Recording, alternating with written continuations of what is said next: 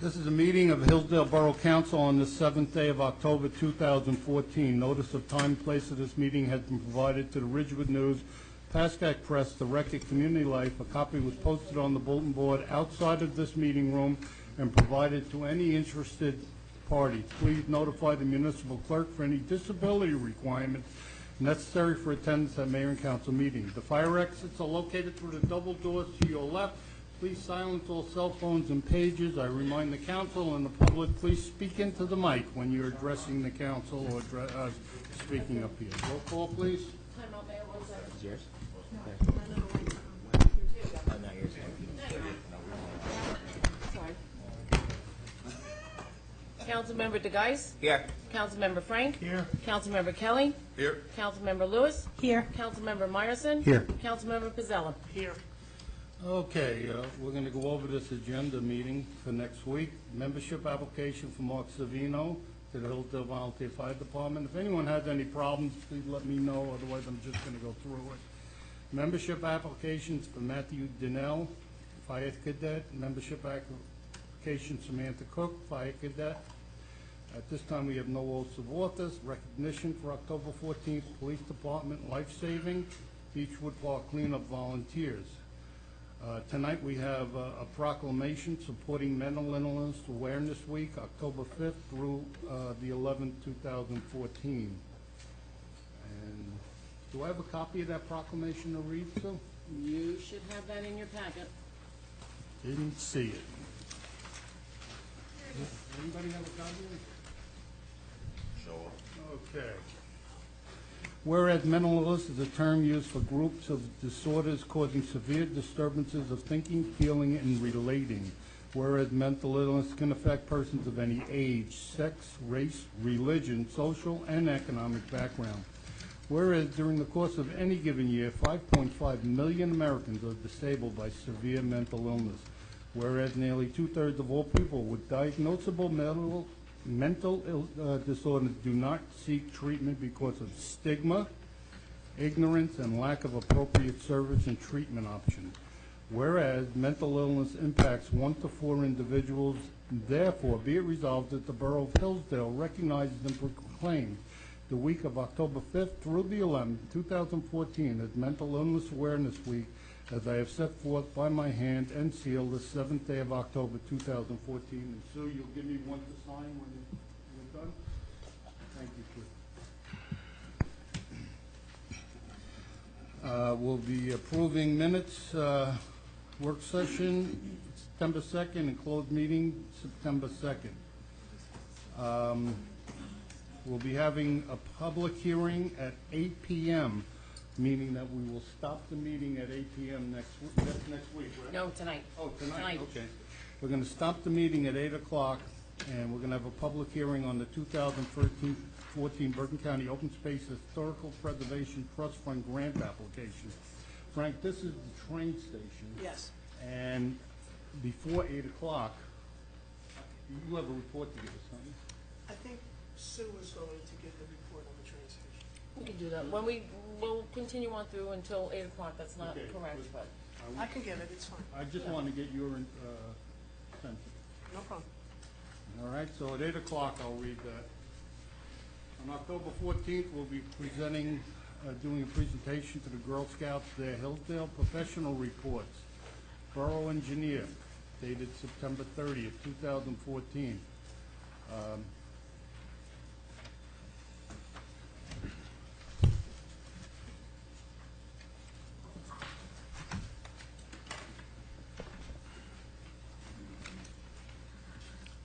Honorable Mayor and Council, Greg Poliniak, Negley Engineering Services, 34 Park Avenue, Lyndhurst, New Jersey. Tonight I'm here to present an engineer's report dated September 30th for tonight's meeting. Just to go over some of the highlights within the report, our office had submitted the second phase of the Saddlewood Drive DOT grant application to DOT on September 29th as directed by the governing body. Also, this past Friday, a pre-construction meeting was held at Borough Hall for Kent, Baylor, and Saddlewood. The anticipated start date for the roadway project is within the next 2 weeks. We provided the materials related to the Krasitovich matter. to the borough for consideration, and we've completed all tasks related to that matter. The Hillsdale landfill gas and groundwater testing is to occur this month as required by the landfill closure document issued by DEP. The train station historic grant is to be discussed tonight at the public hearing. And then the final matter would be 321 Broadway. Our office had issued a report for review by the borough. Just to give an update as it relates to it, the applicant or the property owner's engineer had submitted a package to our office today as it related to some of the improvements that are to occur on the site. Temporary shoring is to proceed rapidly on site, but they need to complete a full site inspection with respect to the building, beamwork and structural stability of the building prior to permitting anybody to enter the buildings and utilizing them. And we're working diligently with their engineer to schedule that and have that move forward. Okay. First of all, I want to thank you for Friday and your firm for responding and keeping me calm. I appreciate it. One thing I wanted to mention to you, I'm the only one that was on council at the time that building was constructed, and the question did come up about exactly what would happen, because there was a lot of discussion of whether or not that should have been built on ground level or the way it was. According to the testimony back then by the engineer from the boroughs and the engineer of the applicant, the parking lot is separate from the building. I asked the question, if the parking lot were to collapse for any reason, what would happen to the building? And I was assured that the building is totally on its own piling. The only way the building would be affected is if something collapsed and forced the pilings out under the building, which obviously didn't help happen Friday. Correct. And in looking at the building as a whole, and we were lucky that we visited on a rain day, which was the following day at 7:30 in the morning on Saturday. And we noticed during our inspection some water leaking in the vicinity of the building itself. So that's where we got concerned with respect to the structural stability of the building, and why we're recommending and requiring the property owner's engineer to review the structural stability of the building prior to letting anybody into the building to ensure the public safety and the property owner's safety. Well, just remember, that was 25 years ago, so, things changed. Understand. So I absolutely, I want all the proper steps. I certainly don't want anyone injured. I'd like to move as quick as possible, but within the scope of the law and the safety of the public. But I do appreciate your firm, and I will point out to the public and to this council that the billing, because knowing me, you should know by now, I asked the question on Friday, we're billing his firm bill back to the applicant and the owner, and I informed the owner of that on Friday. A question, Mayor. Just a question, is there any, you aware of any time frame of when those businesses might be back open again? I don't. It actually is in the property owner's engineer's ballpark with respect to it. As diligently as they submit the documents, we'll review them diligently to get those users back into the building. You think you're talking weeks or months? It could be less than weeks, depending on the inspection. Again, it goes based on the inspection, and if the building is stable, then there's a potential that the users of the building could ultimately get it. But until we see that report, I can't give you a time frame. Okay, thank you. One of the things that I don't think is going to be taken care of very quickly is they're not going to be able to park on that upper deck for quite a while. So that Correct. Businesses are really getting hurt there. I agree with you, but we got to follow the law. We got to make sure safety is our first concern. But thank you. Any other questions for the engineer? Thank you. Thank you. I appreciate it. Okay, ambulance corps. Is there anyone here from the corps? Captain here? If he comes in, let me know, and I'll let him come up. Construction department. DPW. Oh, there you are. Come on up.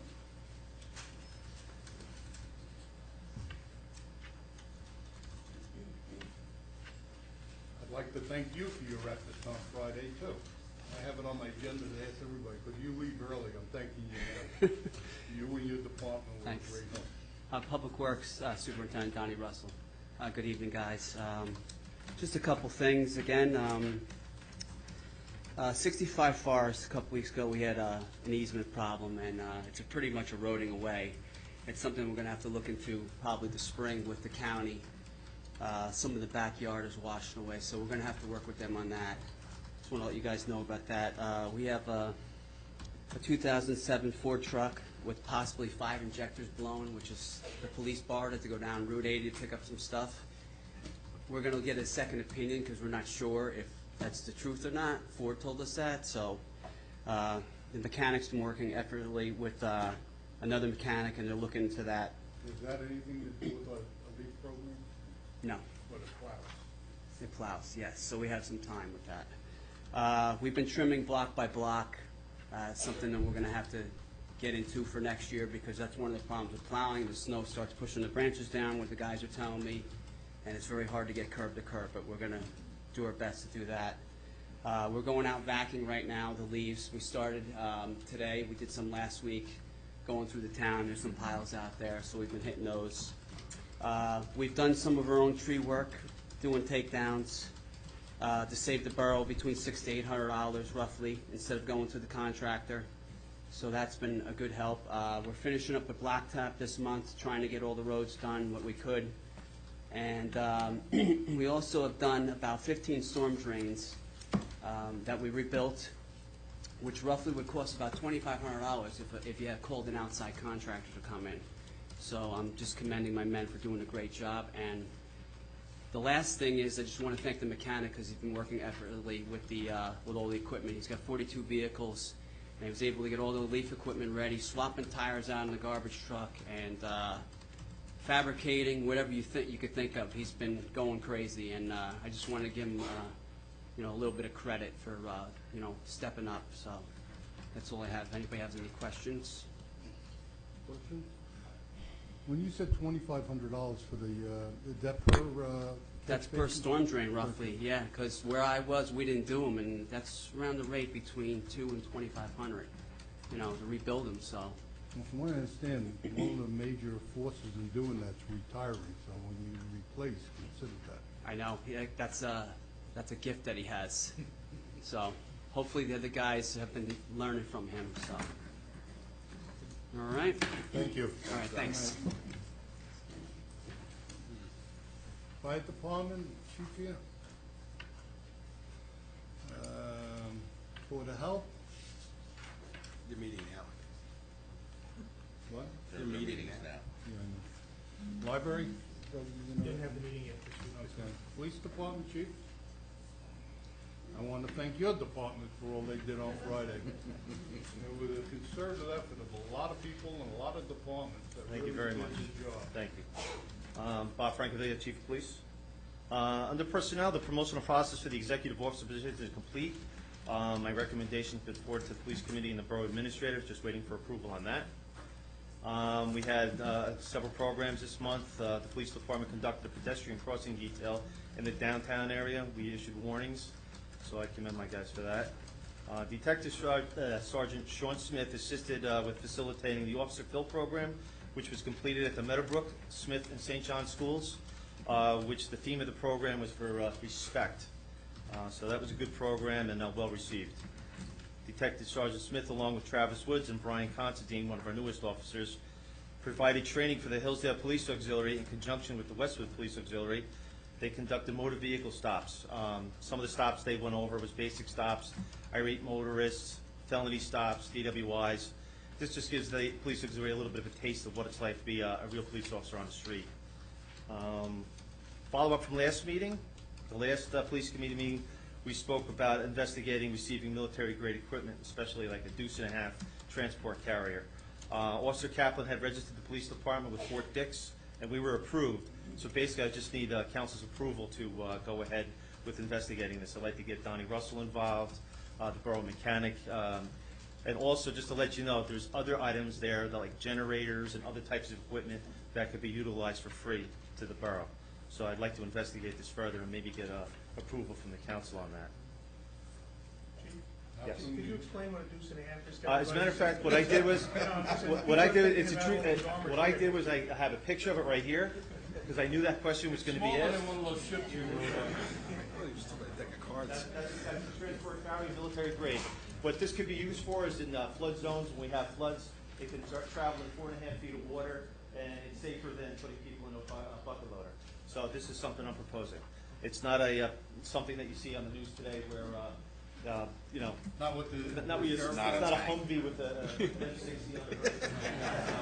So that's what I'm proposing. I think it's a good idea for the borough, and it could be utilized by the fire department, OEM, as well as the police Chief, when department. do you need a vote on that? Whenever we have approval, and we can go down at Can any we time. wait till, can I put it on the agenda for next week? Absolutely, yes. I don't even know if you need approval. Yeah. Yeah. Okay, with traffic-related issues, I have my traffic sergeant with me. He's been great with this whole process with me.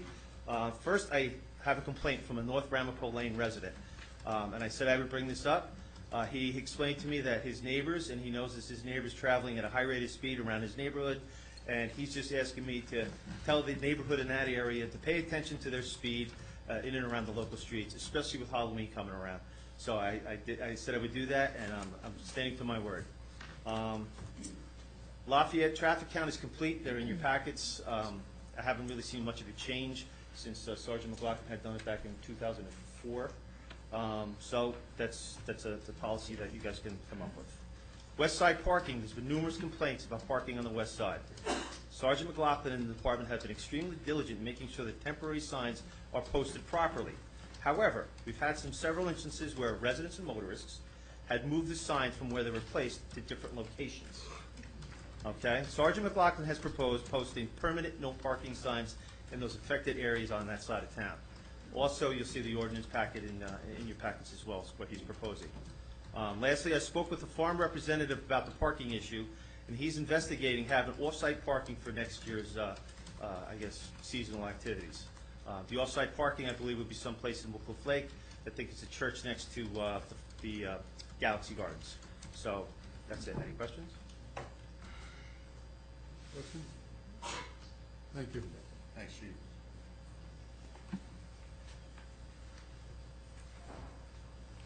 Stony Brook Rec, I know she's here something, there she is.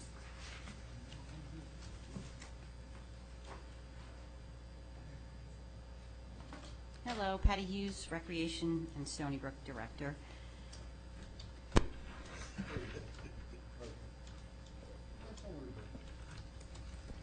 You have my packet in your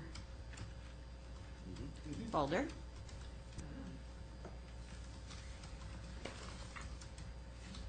Do you want me to go over the packet, or you just want to ask Well, questions? I'd like you, or- the main thing I want you to talk about is the camp and the problems you're having, and has anything happened since we spoke about a location? Okay, Is so everybody aware of what I'm talking about up here, that the camp is in jeopardy for this year? The location? I sent out my usual letter to the Board of Education for Hillsdale asking for George White School for the 2015 camp. And the response, I had a meeting, was that no schools would be available due to some roofing work that would be done. So then I reached out for Rivervale, Washington Township, Westwood, both Hills and Valley, Park Ridge, St. John's, all the surrounding churches, and all the schools, and there's no one that will take us for 2015. We have approximately 252 camp children that need a place to go and parents that work, and it's a big issue. There is one school that they're not doing work on, Smith School. They told me that I wouldn't be able to use the gym, and I said that would be okay, and they still said no. Do you know why? Because they said that this year coming up that maybe Rivervale would take us, since Hillsdale's been hosting the camp for the last several years. But Rivervale said no also. Rivervale, just so you know, it has construction also. But there's no construction at Smith School, Yes. from what you know. There's a roof. They're putting a roof on. Oh, there is construction. But they're doing. No, not at Smith School, I'm sorry. Just at George White. So Smith School's got no construction, but they don't tell us why they don't want the kids to be there? Correct. There's 3 schools at Rivervale and none of them are available? They're also doing roofing work. Patty, Not when you, sh- I'm sorry, when you say they, Was it the superintendent, or did you go to the Board of Ed and ask the It's the committee? superintendent that I usually deal with. Would it be worth going to the Board of Ed and asking the council on the Board of Ed to maybe make a decision? I did speak to Sue today about going to the Board of Ed meeting, and I've also been online trying to figure out if we rented school trailers to have our camp. Our camp now, most of the kids do go on trips, so there's actually, out of the month and a half that we have camp, there's 7 days that they're in the school. The rest are on trips or at Stony Brook. And I still don't see why that they can't accommodate us at Smith School.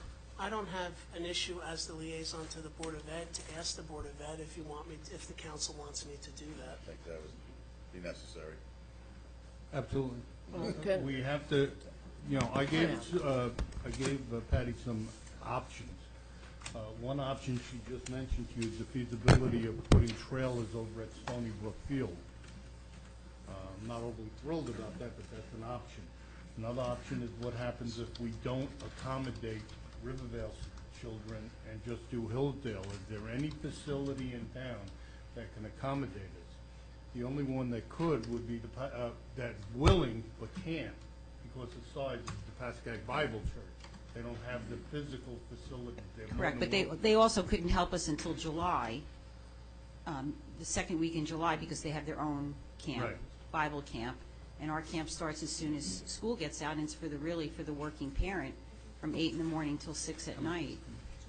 She has literally gone to St. John, every building. The Meadowbrook School has their summer camp. Meadowbrook Nursery School has their summer school, and the Methodist, when I said Meadowbrook, Methodist Church had their day camp, in the summer camp. St. John's has, utilizes their gym. And all the surrounding schools do all the camps in their own town.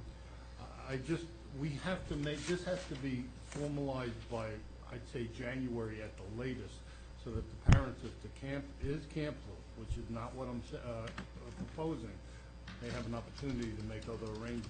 But other than going to the Board of Ed, and Frank, you'll take care of that. Does anybody have any suggestions? Is there Riverdale rec directors? They don't have a full-time director. They have 2 part-time directors. And they're aware that camp may be canceled for them as well this year? Well, one of their camp directors is a Hillsdale resident and is also a Hillsdale Recreation Director, so yes, he's aware of it. Any sense of urgency by the Rivervale Council on this? Rivervale Council? Yeah. They might not Well, know I'll yet. hopefully see Mayor Blondo tomorrow night. I was planning on talking to him. I didn't go to their mayor and council. I went to their school, the board office, Let me get this straight. and the principal. Does Smith know that we're talking about 7 days over the summer?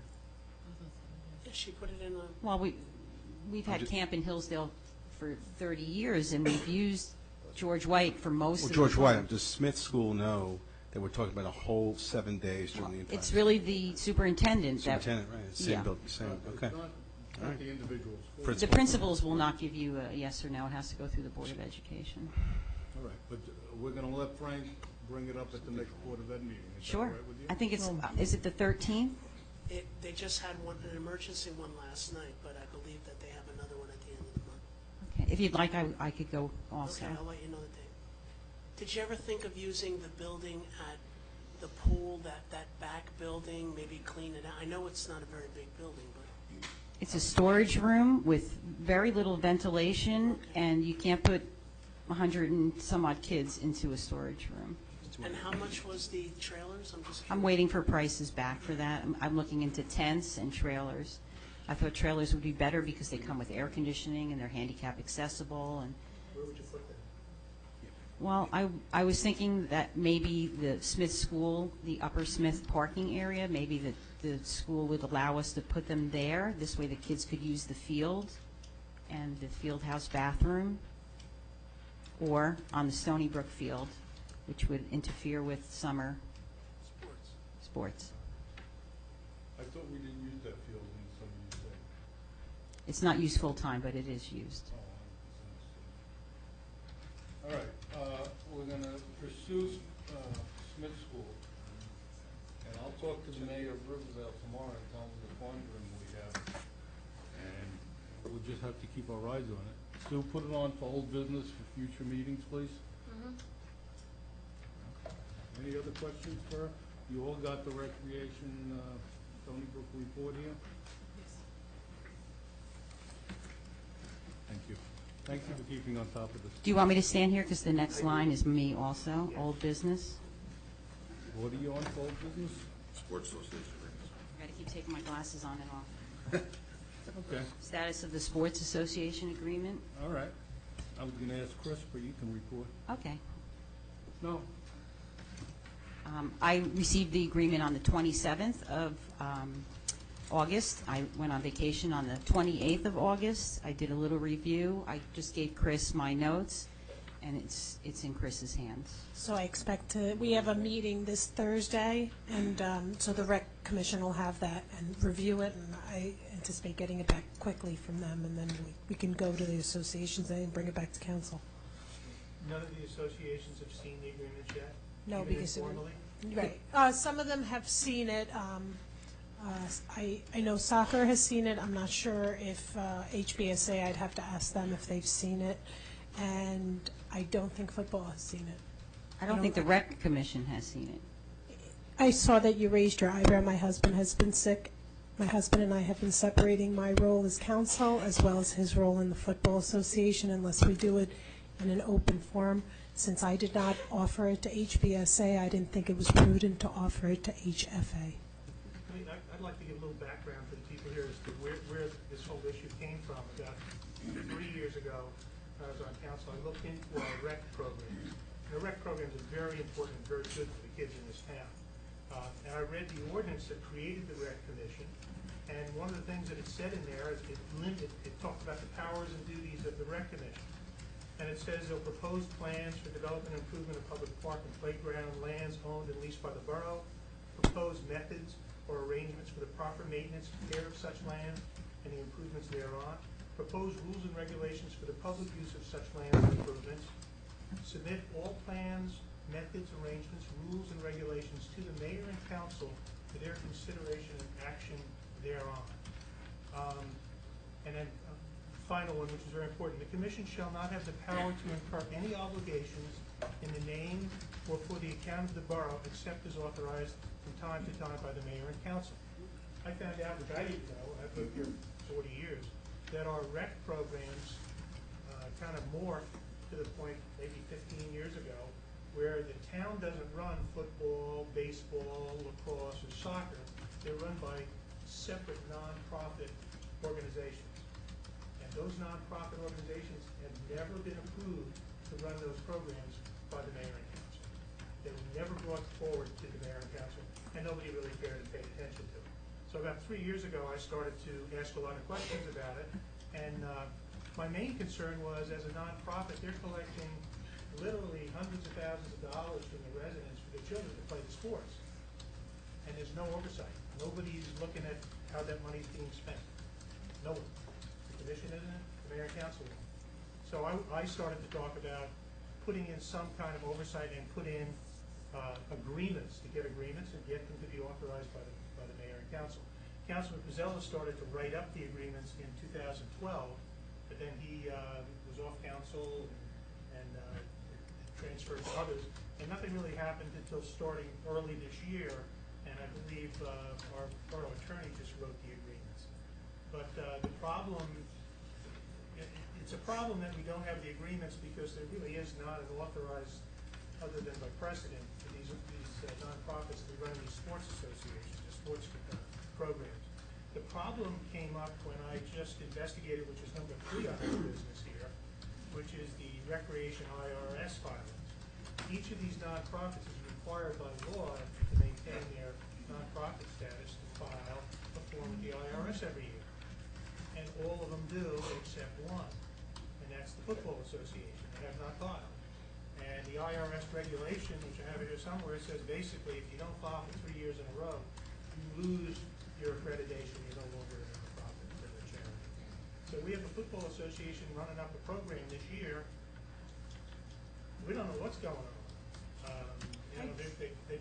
whether they lost their 501c3 or whether they just lost their deductibility is something that we need a legal opinion on. Right. If you want to get a legal opinion, I did get a, Is this, I have to break oh, I'm for the sorry. 8 o'clock Sure, meeting. we can continue. Do you want, is your comment quick? No, or- it's a quick comment. I just, Go I received, I'm sorry? He's talking about the Oh. clock's wrong. Clock is wrong, yeah. No, I received, I followed up with trying to find out from the Football Association what their status is. The last I had heard was that they had hired an accountant to look into it, and their accountant has advised that their New Jersey state filings have been filed. They are in good standing in the state of New Jersey, and their federal filings have lapsed, and the accountant is in the process of getting federal filings current. No penalties are expected. This is from them, from their accountant. The question that had come up, just quickly, and we'll answer it after the Yes. break, is what does that do to the insurance for this year? The town paid insurance, the rec commission paid insurance for the sports association. Nothing, but we can pick that up. Okay, I got a break, as I said. I'm so, Am I done? yeah, you're done for now. I have to, we got a public hearing on the 2014 Bergen County Open Space Historical Preservation Trust Fund grant application. Motion, seek a motion to open the meeting for the public So moved. hearing. Second? All in favor? Aye. I will now open the meeting to the public. Notice of public hearing on 2014 Bergen County Open Space Historical Preservation Trust Fund grant application was advertised 15 days before the date set therefore on September 22nd, 2014. If anyone desires to be heard regarding this application, please raise your hand to be recognized. Come forward to the microphone, state your name and address. Before we do that, I'd like, Sue, for you to give us a little background on what we're trying to accomplish here. Mayor, I'm going to. Oh, you're gonna do it, I'll do Frank? it, yeah, Okay. I just also want you to know that I'm working with a gentleman by the name of Peter Hard on this, who couldn't be here tonight for personal reasons, but he has been a major Frank, force. please open, into the He's been a microphone. major force in Hillsdale, preserving our history and telling our story. What this is all about is that the train station downtown has had substantial damage to the roof, the siding, and the soffits. And, you know, in my mind, the train station and the police booth are really two very important icons in town. And there is an open space grant that is available that we need to apply for, but time is running out. And so I'm going to give you some facts about what we have to do and what has to be done, and maybe some options that we have that may come into play while you're thinking about your decision on the issue. So Sue Witkowski had asked if I could complete a revised letter of intent to apply to the county, which is due this Thursday. If I work on the letter of intent, which I've done on other projects because of the type of work that I do, we would save ourselves the application fees, would not have to utilize our engineer fully that we would if we use the engineer. There's no outside cost to us. Tonight, council has to discuss and decide if they want to file the letter of intent to apply and support a resolution to endorse the application, which is due the 31st of October, along with the SHPO certification. Submitting the application does not bind the town in any way. All that it does is just have our application be put forward. If I complete the application with Negley Engineering assisting me, it'll be a reduced cost. So depending on how much work I put into it, we could pay $1,500 to $5,000. Closer to $1,500, I'll do a lot of work on it. If the grant is offered to us, then we're looking at a match of about, I didn't get the scope of work yet, but of about $100,000. There's about that much damage to this train station. You have to remember that our train station is on the Federal Registry. It is an historic site, National Historic Site. So that's about $100K that the town would have to come up with, the other $100K coming from the grant. That's a conservative estimate, and it includes professional fees as well, like the historic preservationist who is basically an architect that tells you how you have to do this work using the materials that are necessary for that time period. Again, the borough can decide not to accept the offer at the time, and if they do so, there's no obligation to the borough. If the grant is offered, and it will be offered at some point in March, and if the borough accepts, we would have up to 18 months to illustrate that we have our half of the money, that we have our half of the money. If not, and we have up to 2 years to start construction, which means we have 2 budget cycles to get that money. The 2-year window gives the borough, just basically said, the 2-year gives the borough, the 2-year window gives the borough 2 budget cycles, and this will lessen the impact on the budget. In the meantime, what's important is that Sue has been working with New Jersey Transit, who is coming on Thursday, right? Yeah. On Thursday, and they're going to take a look at the damage. Now, we have a lease agreement with New Jersey Transit. If, based on the lease agreement, New Jersey Transit finds that it's their obligation to fix the roof, then we can just withdraw our application and they would pay the money. However, if they find that we're obligated, then we still have everything that I just told you, and we would have to make a decision and move forward. The reason why I'm saying to do this is because I have to get the application in, I have to get the letter of intent in by Thursday, and we have to get the application in by the 31st. New Jersey Transit is always the quickest when it comes to things. So basically, that's the gist. I'm just looking for what the council wants to do. With the knowing that as you proceed through the process, you can decide to obligate yourself at various different points. Just so everyone understands, I've been complaining about this for years. This is not damage or anything that occurred from any accident or anything. This is wear and tear on the building. I've asked the DPW to look at it, as I said, for years. They finally got in there. The damage is way above the scope of our DPW being able to fix anything. They put a couple of Band-Aids up there, but we've got serious problems on that building. I believe we have an obligation, it's our landmark, to maintain that building. I also believe that under the agreement we have with New Jersey Transit, we have an obligation to maintain that building. To what extent, I don't know, but we have to do something. And if it's $100,000, then we have to find it. If it's $50,000, we got to find it. Whatever it is, we have to find the money to maintain that building. We cannot let it go further, because all we're going to do is increase the damage and make the bill that much higher down the road. Maybe if we had taken care of it 4 years ago, it wouldn't be so high. That's water under the bridge. We have to move forward. So I'm going to recommend that you pass this tonight. There's no obligation, as Frank has pointed out to you, on the town, but we have to do this, and there will be an obligation down the road. And Larry, I throw it in your lap as the finance chairman to find it. Hold it. Say thank you. No, the other pocket. I know how you play that trick. Okay. Does anyone have anything to say before I open the meeting to the public on this I issue? think it's an icon in town, and there's no way we can let that deteriorate. Okay. I We agree. gotta find a way. Anybody else? I Okay. think at least if we use the grant for spending 50% of what we would have to spend without the grant, we're gonna have to spend it anyway if we wanna keep it. Can we get turned down on this grant? Wanting or not wanting to keep it. Can we get turned down on this grant? You know, everybody just assumes we're going to get this grant. We can get turned down, yes. If we get turned down on the grant, we have to, then you're going to look at me and go, Larry, I'm can you gonna find look for one money, or $200,000? I'll look for other grants, I'll look in but the I other gotta pocket do then. something. Is it possible we can, is the requirement of a matching monies, can that come from another grant? From another grant? Yes. I've never heard of that. I can find out.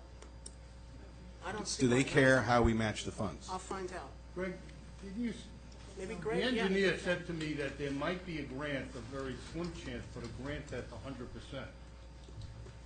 Get back And up I here. said, so, I like those kind of grants. Good ones. Understand, that is the TAP grant, which is the Transportation Alternatives Project grant. That project, that grant application is typically filed for in May of each year. So if this didn't come to fruition and the borough chose to wait, the governing body chose to wait, we would be glad to file that on their behalf. But can we apply for this and still apply for the cap? Well, you would apply for this grant at this current time.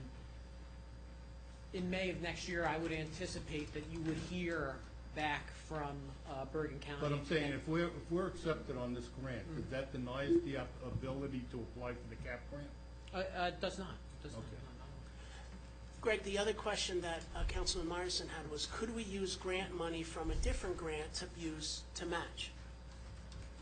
Well, the grant, we reviewed the grant, and it says that it can consist of a matching share that's raised by the municipality. It doesn't have to be borough funds. I'm not sure if it's a grant could be utilized as a match, but it could be raised funds. So Right. I could delve into and find out if that raised fund I would could be think it considered a could be grant. Can't hurt. Take care of where the money comes from. All right? Okay, thank you. Thank you. At this time, I'm going to open up the meeting to the public on this topic and this topic only. Anyone wishing to address the council, please come to the microphone. Seeing no one, I'll seek a motion to close the public hearing. So moved. Second? Second. Okay. All in favor? Aye. Aye. Opposed? R 14208, endorsing municipal grant trust fund application for 2014 open space application. Motion, please. Motion. Second. Second. Roll call. Councilmember DeGeis? Yes. Councilmember Frank? Yes. Councilmember Lewis? Yes. Councilmember Myerson? Yes. Councilmember Pizzella? Yes. Council President Kelly? Yes. Okay, 14209, authorizing revision of letter of intent and certification for pre-application of 2014 open space grant. Motion, please. Motion. Second. Second. Roll call, please. Councilmember DeGeis? Yes. Councilmember Frank? Yes. Councilmember Lewis? Yes. Councilmember Myerson? Yes. Councilmember Pizzella? Yes. Council President Kelly? Yes. Okay, so we're done with that, and we'll go back to the discussion. Doug, you have the floor. Yeah, I think the last thing I'd like, I hear what Councilwoman Lewis said, that we have an opinion from the HFA's accountant that they're okay. Can we get that in writing? I have it, well, not from their accountant, but I can, no, I don't have it from their accountant, but I can ask them to have their accountant forward me a letter. Okay, and how about on the fact that the liability insurance that the rec trust buys or pays for all the associations? I'll speak Do we have to, that in writing that they're I'll covered? get Brian to send me an email from VGIA. Okay, because I think both of Yes. those things we need to have in Yeah. writing, because that's serious Yes, consideration. okay, I'll get that. Can I interject one comment on that? I too have been in contact with BGIA with this conversation, and this morning again I asked because I have not heard that final right now, according to the GIF, they don't think it affects us with the insurance. Our insurance is fine and good standing, but he's going to the very top of the mail in the GIF, and he has not gotten back from him yet. So as soon as I hear it, I will let you know. I'm working my way up this way. Yep. So, we're working on it. Anything else on that topic? Employee handbook. We had a personnel meeting a couple weeks ago, actually, at the last meeting, and it has been given out to the Personnel Committee for their review and some input, along with some negotiations that will be beginning shortly, and then we can incorporate everything and get it done by the end of the year, hopefully. As long as negotiations are done, we can incorporate everything. All right. IRS filing, is that what we were just discussing, right? Letter from Mesa Consulting PA dated September 17, 2014, RE COA status and synopsis, block 1106, block 1401, 1402, 1403, and 1404. This is the property that we've been bantering about between the library and the old church, the Flamingo property. Did everybody have an opportunity to look at that? Any opinions? Near as I can tell by reading that entire letter, is that basically we could do anything we want, which could have been said in one sentence, however. It's not fair being a lawyer, because that's not English, that letter. But understand, October With all due 17th respect, is a key date in there, and that's when the state is supposed to give a ruling and then a final approval in November on COA. So the whole COA thing could change. Well, it sort of anticipated what that would be, and in the letter, and it said that in order for us to give up that property as our co-approved units, I think the letter said that either maybe under current law or projected law, that we would have 36 units to do. Is that right? If I remember correctly, the letter says that projected rulings about 36 units, assuming it doesn't change. We would, if we sold that Forneza property, we would have to then go find whatever, units that we could have got on that property and find another location for it, which would require us to do a little bit of thinking, I think. The problem I would point out to you, this coming up with that property for COA was very innovative to start with. I still question the ability to build on that property, but I'm not going to go there. That's a planning board matter and a zoning matter. But it was designated COA. We lost 4 COA units that were designated in our original COA plan that was approved and then challenged down in Trenton at the ShopRite property. So we're already down 4 units from that building that's going, where the liquor store is going, that we're going to have to find. I have no idea, other than purchasing and that was the suggestion from the COA people when we did the plan. They don't care. Go buy houses, rip them down, build COA units. But you have to fill your COA obligation. Well, I can tell you this, I'm not sure I personally, as a councilman, would be in favor of selling that property unless I knew there was another location designated in town to fulfill that responsibility. I don't know how the rest of the council feels about it. It's a flood zone. I mean, the property is also a flood zone. It just seems to me like a very impractical thing to be looking at. Well, if that's the case, then it doesn't really matter if we sell it. The question I have is how do you fulfill because the mayor's right. If we can't build on that property anyway, then the designation of being COA units is illusory at best. So what we need to do is maybe figure this out once the new law is finally passed, or new regulations are passed, and then find the locations we're supposed to have COA units, and then consider the Forneza property as to what to do with it. It seems to me that would be the right thing to do. I agree. Okay, so we'll keep this for future old business. Future old business. Table it. Back to the future old business. New business, we have none discussion. Train station, we took care of. Resolution for lawn maintenance, 15 Wilkes Avenue, block 1524, lot 9. If you didn't see that, we're going to consider a resolution to pay a landscaper to clean up the property. And then they're going to add that to his tax assessment. The one question I have is there doesn't seem to be any penalties or interest or anything on the tax assessment other than the $450 we're going to pay the landscaper. Or at least the intent that I saw. Am I correct in that? I didn't see any penalties either. I can question the Shouldn't tax there be? collector. I mean, we're gonna go through the trouble, because someone not doing their due diligence, and it's affecting the neighborhood. I agree that the property has to be cleaned up, but I think there should be some sort of penalty. Is it foreclosed property? It No. didn't say in the Didn't say, I letter. know, that's what I didn't know. As far as I know, it's just for sale. All right, could we find out before next week?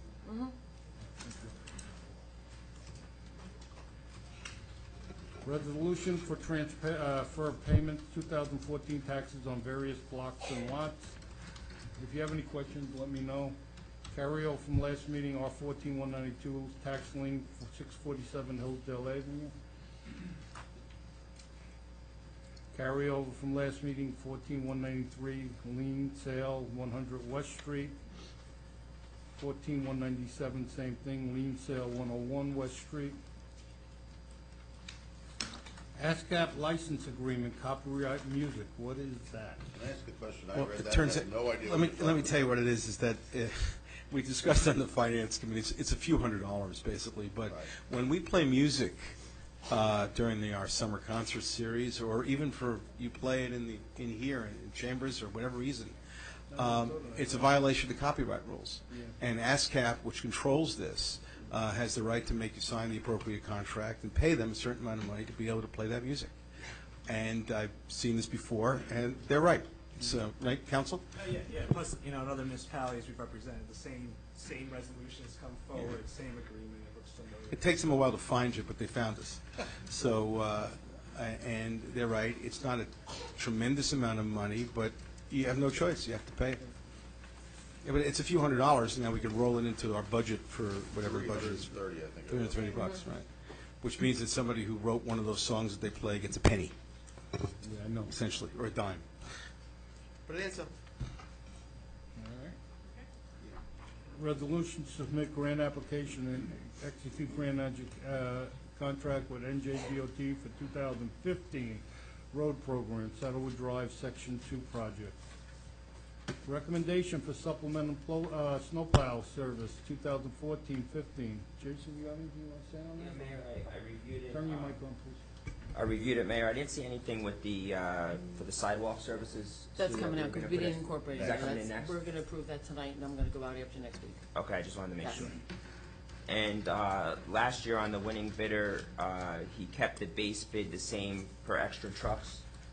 Can we review that? We weren't committed to any of the trucks. If we wanted 4 for a snowstorm, we paid the same price. If we wanted 6 for a snowstorm, we paid the same price. Last year, we paid $140 and $180 per truck, and this year, the base bids are $125 and $165 and $189. Correct. They're for 2 different trucks, the base Yes. bid. I just want to make sure if we call in 4 trucks, we're still paying the same base bid for the same truck. The 165 truck that we were paying for 180 last year was for the larger dump trucks with a plow and/or salter. Superintendent, Donnie, you have any problems with this? No, not at all. Okay. Correct. All right, so we'll handle that next week. Any questions for Jason? Any other comments? Resolution to confirm endorsement of 2014 Community Development Project Senior Citizens Activities in the amount of $4,500. That number keeps going down That each should year. went up. It's up this year. It's up this year. It's 39.50 the last couple of years. Yep. Used to be 6,000. It used to be 10, way back when. I'm Way old. back when everybody had money. I used to be thinner. Let's move on. Get what you can get. Resolution endorsing community development block grant, Bridgehaven Housing, Fairlawn, and Hillsdale in the amount of $13,903. All right, flood plan grant, Bergen County and State DEP Green Acres. Resolution authorizing interlocal agreement with Rivervale for the use of the indoor pistol range. Chief, do you have any problem with the rates and everything and having them? No problem. Okay. Authorize borough clerk to advertise for sidewalk snow shoveling 2014-15 season.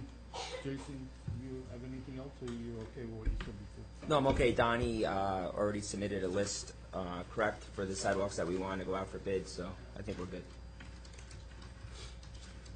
Okay, authorize borough clerk to advertise for information technology consulting support and installation of hardware.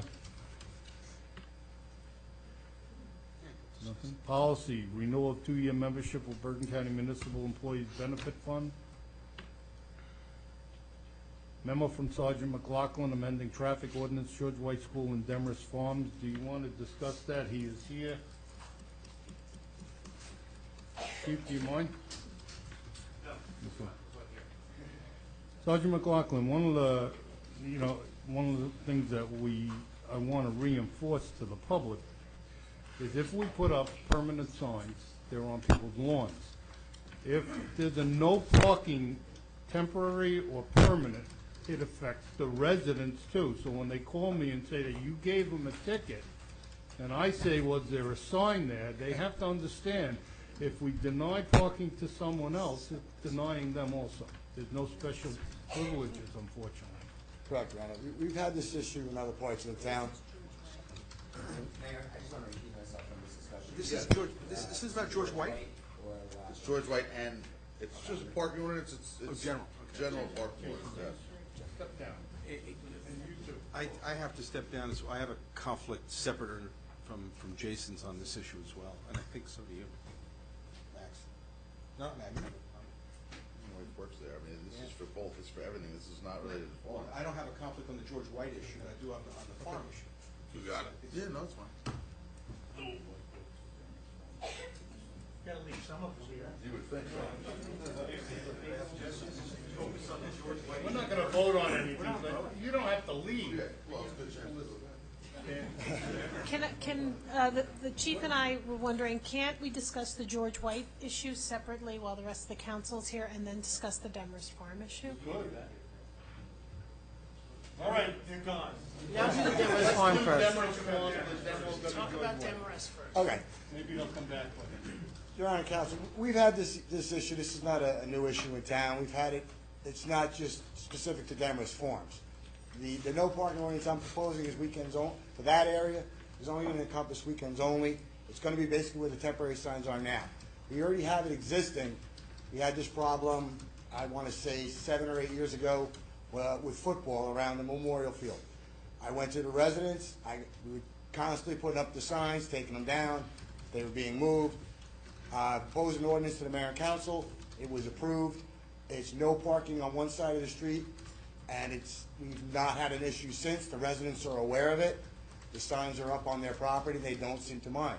The other area we have the same type of issue is around the high school. You go back 5, 6 years ago around the high school, Cottage and Kathy, it was constantly a problem with kids parking.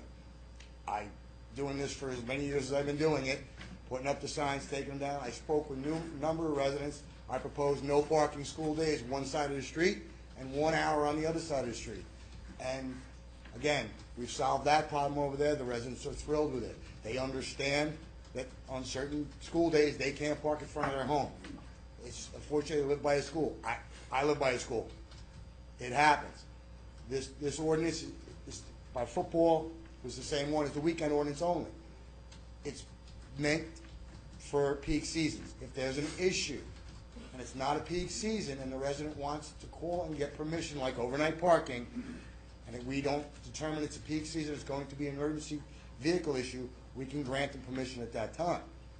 But the problem we have is, we all know it's a major problem up there. I put the signs up. I've been doing it. I have signs that go from Royal Park almost all the way to Pascack Road now, because I'm pushing the traffic further and further out to make sure that I can get emergency vehicles through. The only thing, it's a public roadway. The right we have under borough ordinance is I have to be able to get emergency vehicles through. I can't make both sides no parking. It's a public roadway, so I have to give them one side to park on. I do it. We've come up with the plan, the chief and I and prior chiefs, we've done this, it's worked. Problem is the signs constantly get moved, so we become the sign police. I'm up there Thursday night, I check the signs, I went back the next day, signs are moved. Go back up, I put them back up, signs are knocked down, which means people are coming out, they see the sign, nobody's around, they pick the sign up, they throw it down, they park there. Now the sign's gone, I can't write the summons. My guys can't write the summons. And then I feel bad for the resident because the sign was there. If you all have it in your packets, I gave you maps of the area that we've determined that's the best place the signs can be, to keep the intersections open, to keep traffic flowing. It's always, everybody's like, why is it always on one side of the street? Because if I have an emergency vehicle going up there, I need that side of the street open to get them there fast. Coming back, they can go slow and go around the parked car. But going up there, they have to get there as fast as possible. So that's why the parking is designed the way it is. I'm sorry, it's not, everybody wants it not in front of their house. Again, it's a public roadway. This is something we proposed. I put it in your hands. It's worked in other areas of town. Yes, the signage, people don't like signs in their property, but I think I'd rather have that, and it's a controlled area where we can actually enforce it. Is it possible to put less permanent signs up than the temporary signs that you put up? The problem is, Your Honor, when we put up less signs, you have well, I didn't see that. It's too far away from me. Okay. You have to go, I'll put as minimum signs as I can, but I've run into the problem. If you go over by Cottage and Kathy, you can see the amount of signage I have up there. It's not overwhelming. The signs are up, but you have to be able to see it with a certain sight distance, because then they're just going to come to court with a picture and say, Your Honor, I couldn't see the sign. And we've had that issue in the past. I joke with DPW, this is the town that signs built, is Hillsdale. I have more signs up for parking than any other town around, but we have issues with it, with the amount of traffic we have coming through town. Any questions?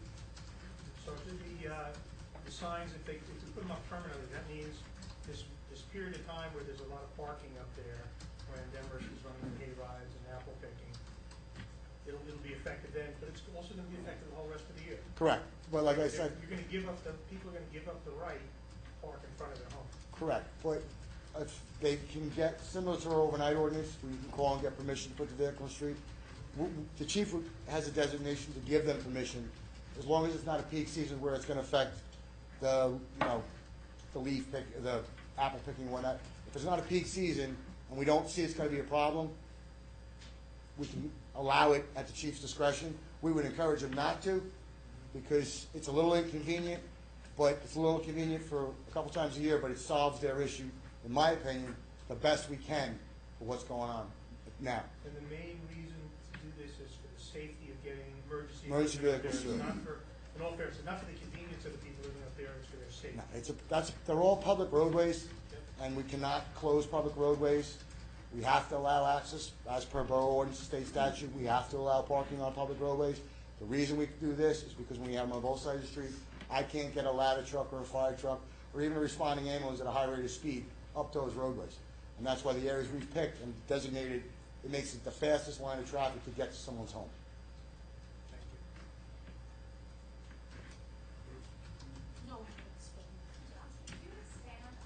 I'm sorry, you can't do that. I will, we will have a public portion.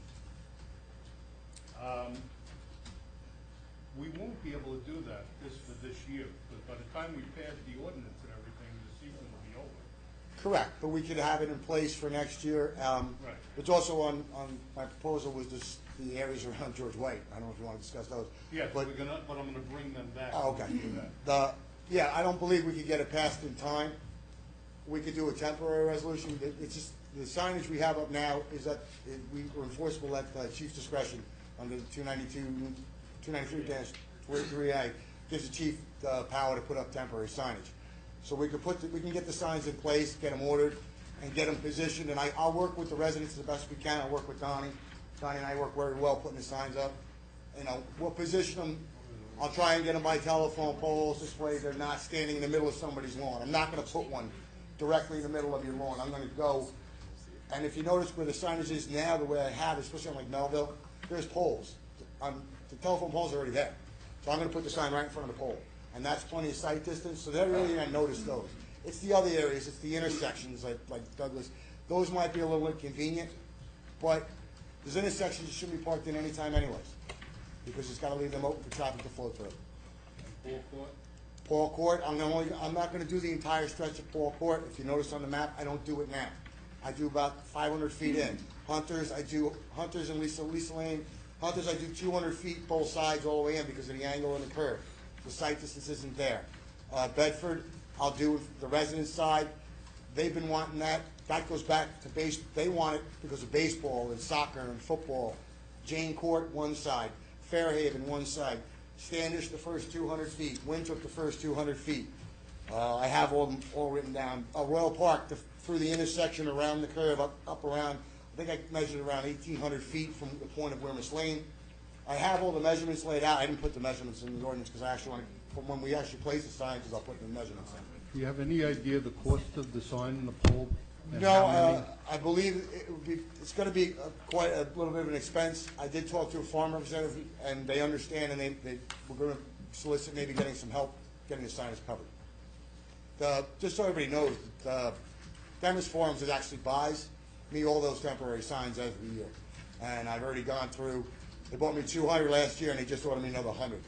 And I can tell you right now that I don't have 200. So they've been cooperating? They've been very cooperative. They buy the signs, they buy the stakes. We actually were able to recycle some stakes. Donnie and I got, anchor fence was throwing out a bunch of wood. I sent Donnie over, and he made me stakes. So we're recycling as we're doing this. But I just ordered, Demis Farms just ordered me another 100 signs that should be delivered in the next week. Because I'm down, I had 200 at the beginning of the season, and I have probably 40 left. Superintendent Donnie, I'm going to need some sort of estimate for the Finance Committee. If we're going to be doing this next year, what kind of cost is involved per sign and how many signs so that they can anticipate it? This isn't going to be chump change, I don't think. Any other questions on just the Demis Farms issue? Okay, now we're going to go to George White School, change of parking. Where is Jason? Oh. All right. All right, Dean, why don't you do George White? All right, the George White School, I put in temporary traffic restrictions, worked very closely with the chief, superintendent of the school, and the interim principal, Dr. V. It worked out excellent. We've had no complaints. The traffic flow in the morning and in the afternoon is flowing unbelievable. We had the same success over by the high school. The teachers, took a little while, the teachers and the aides to where they're supposed to park. But now we have clearly marked drop zones and pickup zones for the kids. The morning southbound Magnolia is shut down at Hillsdale Avenue. If you notice, there's no more traffic backed up from Kinnicamack to Broadway. Traffic is flowing, traffic comes up. Parents pull up Trinity. They drop the children either on Trinity or Liberty. They drop on Trinity, they can go out to Kinnicamack. They stay away from the front of George White School. We've limited the parking in the driveway. No one's allowed to pull in there. We've given guest or drop emergency parking for parents in front of those 6 spots in front of the school. It's a safety hazard as well, safety reasons as well, as where we know every vehicle that's anywhere in proximity to the school, we know what those vehicles are. So there's no parking up against the building anymore. The only ones that park there will be teachers. So we put up designated spots for teachers, and part of the ordinance that I'm proposing is a permitted parking for a section of Magnolia and a section of Trinity, which was already designated their parking. When we went to angle spots, we had to designate that private, semi-private property. So all that, this ordinance just covers that part of it, that teachers only would park there. And I just changed the 1-2 hour zone on the Liberty from Trinity to Grove is only, it's no parking, 7:30 to 9 and 2:30 to 3:15. So those will be those. The one thing that, which doesn't pertain to this per se, but it's that area, is Trinity between Washington and Hillsdale. When the school is picking up or dropping off, there's an event going at the Methodist Church, you cannot get a car through that street sometimes. Forget about an emergency vehicle. And that's something that's going to have to be addressed sooner than later. I can just put that into this ordinance. I could do the same side. I'll do the far resident side. Because I already have the corners taken care of. Yeah, I know. But I could take care of the other side. And most of that's driveways anyway. There's very limited, so we can make that no parking as well. And I know what you're talking, I live right there, so I know what you're talking about. It's just I was concentrating on the George White. That's more going to be the Methodist area. But this ordinance we're talking about, the stuff that I'm proposing tonight, is directly affecting the George White School. We actually have the stuff is in place already. We just need the ordinance so we put some teeth behind it. Okay. Any question? I have a question. How is the traffic pattern working out at George White? I've heard a lot of adjustment stories as to people adjusting to dropping off their kids. It took a little adjustment, but as per the principal, even the teachers are used to it now. Pickup and drop-off lasts about 8 minutes now. There's no backup at the school whatsoever. The guards love it. It's safer for everybody. Now my guard, who had one of the worst posts, is only dealing with 2 lanes instead of 4. People turning constantly on her. The kids are used to it. Again, it's educating, and the kids were easy. It was the parents with a hard thing, because everybody just wants to drop off. When you change is never a good thing, and people don't like it. But it's worked out well. I've spoken to Rick. He can't believe how good it's worked out. The buses are having no problem getting in and out. The bus companies actually, we had to change their route for them to come in, and they were like, their times have picked up. So the kids are getting home a little early and getting to school a little early. Great, thank you. That's a great improvement. Worked out better than I could imagine, Danny. Good job. Any other question? Chief, do you have any comment, or you good? Nothing more to add. Okay. Thank you, Dan. I will open the meeting to the public later, and you can discuss that, and they'll stick around. Let's see, where were we? Policy number 3. No, I didn't do amendments to recreation ordinance. Yeah, that's, Is that what we were talking about before? we're talking about that, but also there have been some recommendations to putting some stricter requirements in for the rec committee in terms of the rec commission, in terms of showing up for meetings, and also to consider putting some of the principals of the nonprofits on, put 1 or 2 on the rec commission as well. And I just think it's something that needs to be addressed by the rec commission and make a recommendation to the council.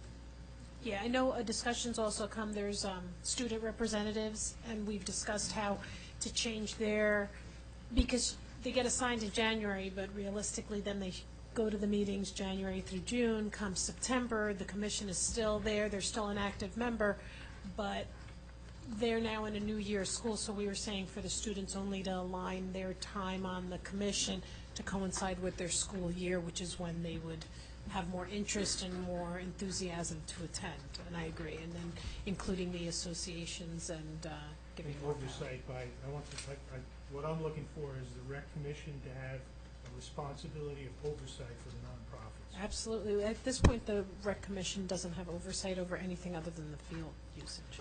They have it, they don't do it. I would also add that the ordinance itself needs to be cleared up. I mean, they're really, it's difficult to understand what the rec commission, we know what they can do, and they really can't do very much. I think it needs to be cleared up, and I think they need to understand as rec commissioners what they're obligated to do being up there. So I think the ordinance needs a complete overhaul when it comes to the rec commission. I have a question about that. You said earlier that you're going to, one of the things you'd like to propose is that the ordinance require certain representation from the principals, from the quasis, to be on the rec commission? I think that's a recommendation that they made. Yeah. Right. I'm just a little curious about the concept of people who are supposed to be the oversight, you know, people sitting overseeing themselves. I have a little concern with that. You should sit in. In between the finance committee and the police The committee. council is aware that we have an opening. Marcy resigned, and I put up Abby Lundy's name as a replacement, and that'll be coming up down the road for the rec commission. Okay? It's the mayor's appointment with council's approval. It's not automatic by me. Okay. Anything else on that? Letter dated September 29th, resignation of Bob Darcy from Hillsdale Rec. Letter dated September 29th, Oak Street Block Party, Lot 11, donation of property to, not Block Party, Block 702, donation of property to Borough. Donnie, somebody, the engineer, someone's going to have to give us a recommendation if this is something we want to acquire. Is that all right with the council? Yeah, let's learn more about it. Okay. Letter dated September 15th from Hillsdale Library requesting moving of fence. Did you get any more information? The borough administrator was going to check with our borough attorney to see if there are any approvals we need. This relates to rotating the fence, Mr. O'Brien, at the back of the library parking lot across, not Glendale, but it's Hazelwood? Hazelwood, where it's really dead end, and it might open it up to be a small park area right alongside the brook.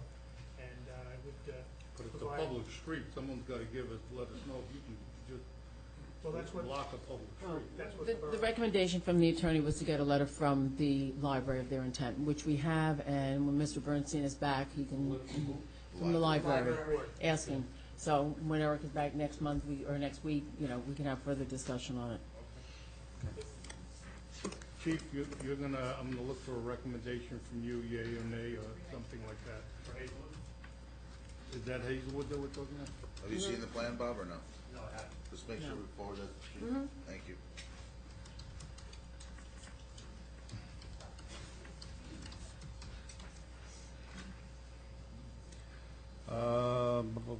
Number 4, electronic message from Abby Lundy, 929, conversion of field to mostly, it says filed, to mostly use field. This has been very confusing.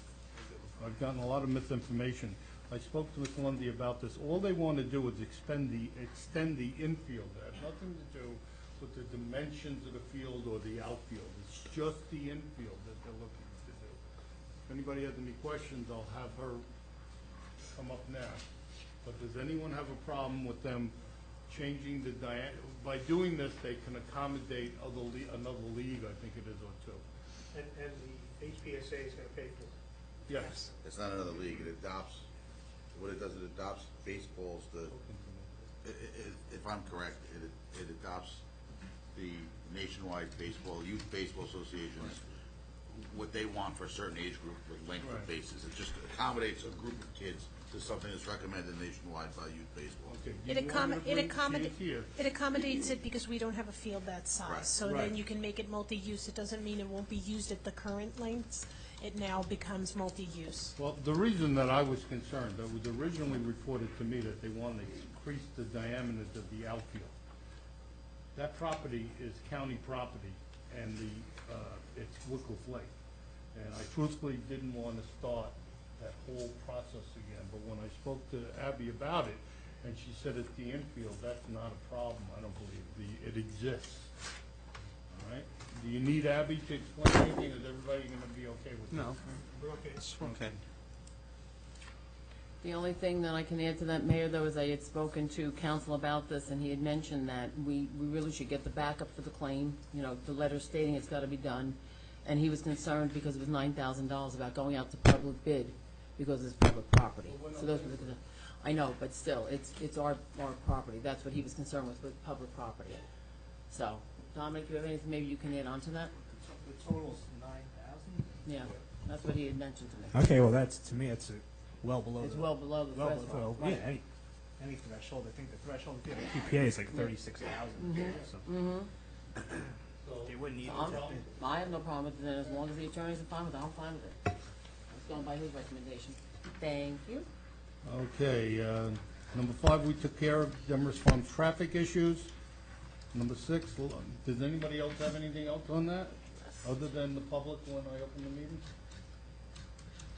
Number 6, Lafayette Avenue traffic study. This pertains to keeping that a two-way street. Keep calling it yes, Lord, it's Hillside, I believe, that it actually feeds out onto, Yesler. or, is it yes? Beechwood and Yesler. Okay. Anybody have any questions on this? Continuing, right? Well, right now, like Continue. I've spoken to both the chief and the sergeant about it, and it just was reopened a month ago, so it's gonna be an ongoing process, and we'll get reports on this down the road and see if there's any major changes. Right now, it's not a problem. Well, the original plan that I saw had what they call a New Jersey barrier across Sycamore, and I was opposed to that. That was for the study. That was so that he filtered all traffic down Lafayette, so he had an accurate count of all traffic coming through the neighborhood. That was just for But the that's not study. something that's gonna be permanent. Okay. You can't, no.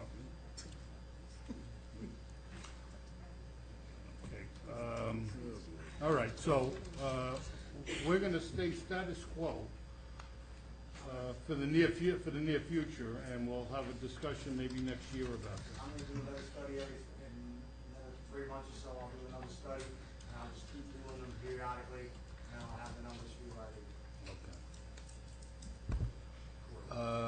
Letter dated September 5th from Hillsdale Public Schools regarding 2015 summer recreation program, and that's the discussion we had with Patty before. And Frank, you're gonna take care of that? Yes. Or try to take care of it. Letter dated September 21st from Bergen County Executive regarding vacant order, the freight train safety matter. This is all the oil that's gonna, I think, coming through Hillsdale, not through Hillsdale, through Bergen County. Bergenfield, Norwood, North Gloucester. Letter dated September 9th from Bo Petrovich, Hillsdale Holiday 5K, December 8th, 2014, 8 a.m. Is this something that's been approved by the chief and DPW and everybody? I wanted you to see if you were interested. It sounds like a great idea, and tomorrow it'll get sent out.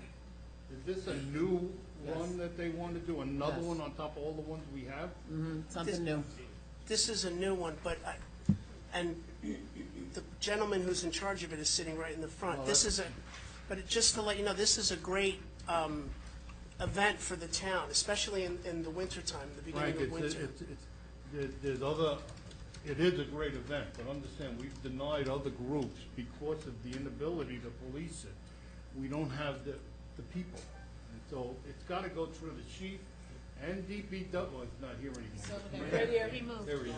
NDPW, before we even discuss this, all right? So, let's, Chief, it's December 8th, we're gonna have to discuss this, and I'll need a recommendation from you, I'll review and get back to you. okay? Can I ask how much time you need to advertise this before, I mean, how much time we have to really discuss this?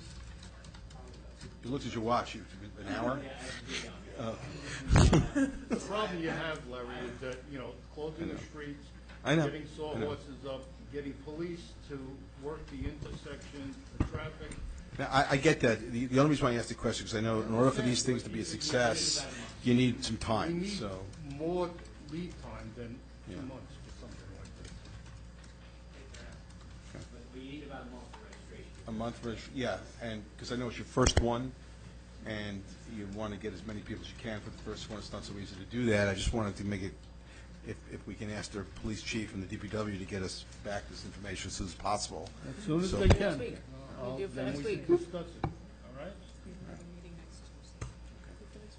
Okay, we're gonna do an ordinance, 1415 to amend ordinance 1413, provide and determine the rate, amount, method of payment of compensation to persons holding certain offices and position of employment in the borough. Any questions on that? If not, then I'm gonna go to the public hearing and open the meeting. to the No, public. that's for next week, Mayor. What? Public hearings for next week. Just for This this. is public comment. Public comment then. Yeah, Oh, that's the public comment for that ordinance, then? that's for next week. Now you got public comment. Well, the next thing is public comment. Yeah, well, it's the same thing. I know. Public comment, public hearing. That was a hearing, it's a Okay, if comment. there's no questions on ordinance 1415, I'm gonna go to the public, open the meeting to the public on this meeting. Correct. And the first person I'm gonna entertain is, it was someone over here, was that you, that wanted to talk about the parking ordinance? Correct. So, why don't you come up first? Please give your name, talking to the mic, give your name and address, and then your concern. Blake Marcus, I'm 6 Douglas Drive. Before we start talking, Sorry, I do Jason. have a conflict on the issues of Demers Farms, and I don't know whether or not I've this is, got people here for Demers Farms, I got people for other issues here. I know that. It's just that I don't want to have to get up and go down and be like, I'm a What I'll Demers do, Farm Larry, comment, so if you want to recuse entertain- yourself. She goes first, tell no matter me. what.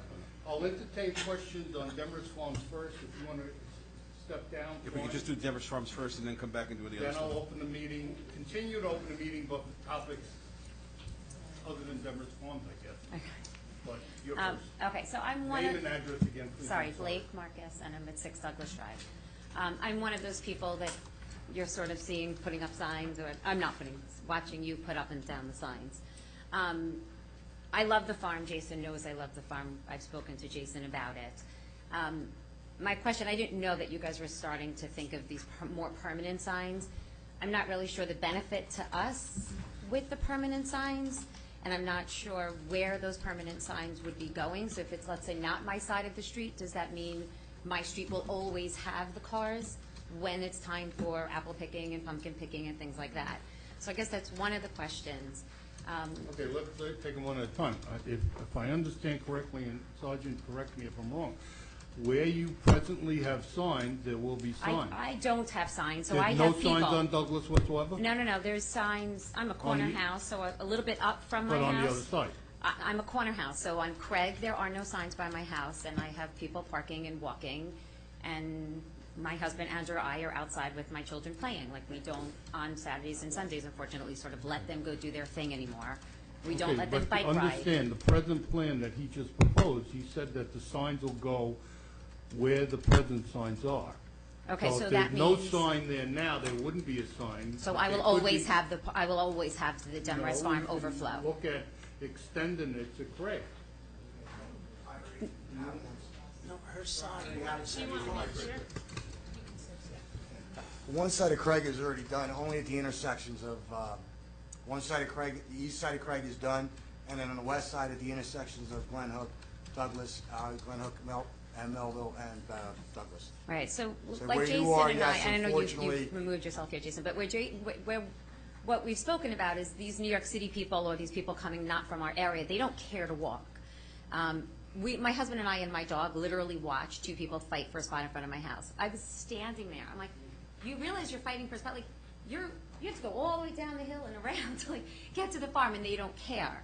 So presently, right now, I don't have signs anywhere near my block. I have in the front of my house. I'm a corner house, so on the front downward, facing south, on a light post, or a utility pole, let's call it, there is a sign. So directly in front of my house, no. I'm a corner house, so my driveway is Craig. I'm 2 houses off the Hohokus border there, so now everybody knows where. There are no signs, and there are no signs on the other side either of Craig at that point. So people are fully parking on both sides of Craig in that area over there. So that's one part of it. The other part of it is, and I don't want to speak for all our neighbors, we love the farm. We're there. We're the people that are keeping the farm sort of in business when it's not pumpkin season. Here's the concern, though. Our kids can't bike ride. Our kids can't go out and walk. We can't have company come over unless I call the police station and say, can you have an Acura, a blah, blah, blah, a blah, blah, blah. I can't have people come over because I can't park. My other concern is it's not so much the people that have parked their cars, because they're mainly family people. They park their cars and they leave. It's the other cars. It's not you guys who want to get through. It's the people continuously still looking for parking spots in our area when there are no more. And they're the ones now on my side of the street, let's say, because the other side is fully packed with cars. So up Douglas Drive, it's fully packed with cars. If you want to try and find a spot, you're now on the opposite side of Douglas trying to find a spot, which is why my kids are not allowed. And they're older, and they're not allowed outside. So I don't know how the town can work with the farm. I don't know what the farm can do at this point. I know there was a lot of my neighbors standing behind me. I guess I was first just because I heard what you were saying, and I'm not sure. If the sign isn't permanently up in front of my house, I will always have those people. So what are we doing for the opposite year, so to speak, to switch it? I'm just traffic. I Right, no, I know. can just suggest signs. Well, wait a minute, I'm confused. Is there anything that we can do to alleviate her problem with signage? Unfortunately, I can't, again, I said it's a public roadway. I can't tell people they can't park. I have to let people park. All right. And I can only take it for emergencies. We're fine. We're fine with the people parking. We really are. It sucks. I love you, Jason. I love the farm. It sucks. We deal with it. We have no choice. It's public. It's a town. There's nothing we could do. But if there are little things that could be done, we have to work hard to make those little things happen. Okay, but what? Temple. what would I you belong to. recommend I belong to the Temple Emmanuel on the high holidays that just passed. Okay. The Temple has a charter bus. Well, that's one of the things that Sergeant McLaughlin said might be arranged for next year. But I can't force them to do that. But that's something that they could look into. But I'll tell you what, I don't know if that would help you. All of September, all of October, and a week or two into November, which out of 8 to 10 weeks, and out of 52, maybe not that many. But it's our fall. It's our beautiful full season where our kids want to go out and bike ride, and they want to be outside and play. I have a beautiful front lawn that's a football field for my kids and their friends. And they're older, and yet because there's so many strangers going through our town on the weekends, we're outside with them now. Where on a regular weekend, I don't need to be out there with them. So that's the concern. So 8 to 10 weekends, could we live with it? Sure, we have no choice. But 8 to 10 weeks since of September and October with the beautiful weather in the fall, and that's where we sort of start to. All right, Danny, if you could, take notes of the complaints we get, and if there's anything we can do. I can't force the farm to do alternative parking, but I'll tell you right now, I don't think busing people in from another location is going to stop the people from riding around, because it's easier for them to park there than go all the way up to another location. But we'll try. That's all I can ask Sergeant McLaughlin to do is I take notes. only have 2 cars, and my cars have been spending their entire Saturdays and Sundays. All right, I can't have, because of the record, I can't do what you're doing. Okay, what I'm going to do, because of a conflict on council, well, they stepped down anyway for this, but I'm just going to entertain speakers on Demarest Farms, and then we'll go to any other topic afterwards, so that my two council people, or two council people can come back. Sir?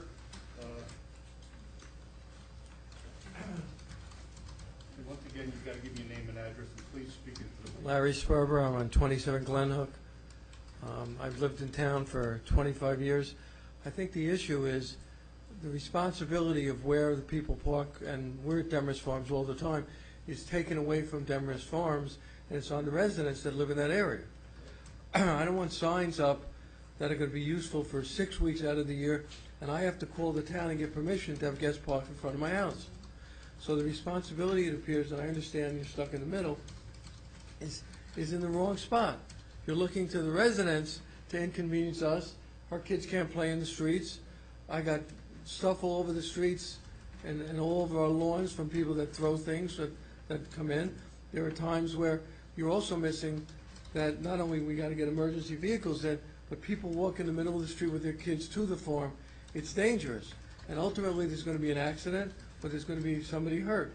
So I think you, as the town council, you have to look in a different area to fix this, not to the residents and say, we'll put signs up and it'll be half will be parking and half won't be. Because it's for 6 weeks. I can't have family and friends come over and park on my side of the street. But do you understand not the position of the council, the quandary we're in? Under the Farm Act, it's a preserved property. So the farm's not going anywhere, because the only thing that property can be used for is farm. They're allowed to operate their apple and pumpkin. Everything they do there is under the auspices of Bergen County. We have no say in this. Even if I wanted to shut down pumpkin picking and apple, it's an integral part of the Farm Act and their business. The streets are public. You don't own the street in front of your house. I don't own the street in front of my house. Anyone can use it, whether they're a Hillsdale resident or a New York resident. The same as with parking. Then get permit parking. Issue me 5 permit parking. You're not allowed to do that. Well, they do it all over in other towns in Bergen County. And we've gone through that in other areas with commuter parking, and it was proved to be illegal.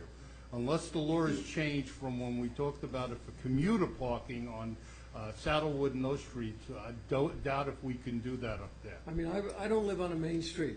There's 8 houses on my street. But I do live on a main street when this goes on.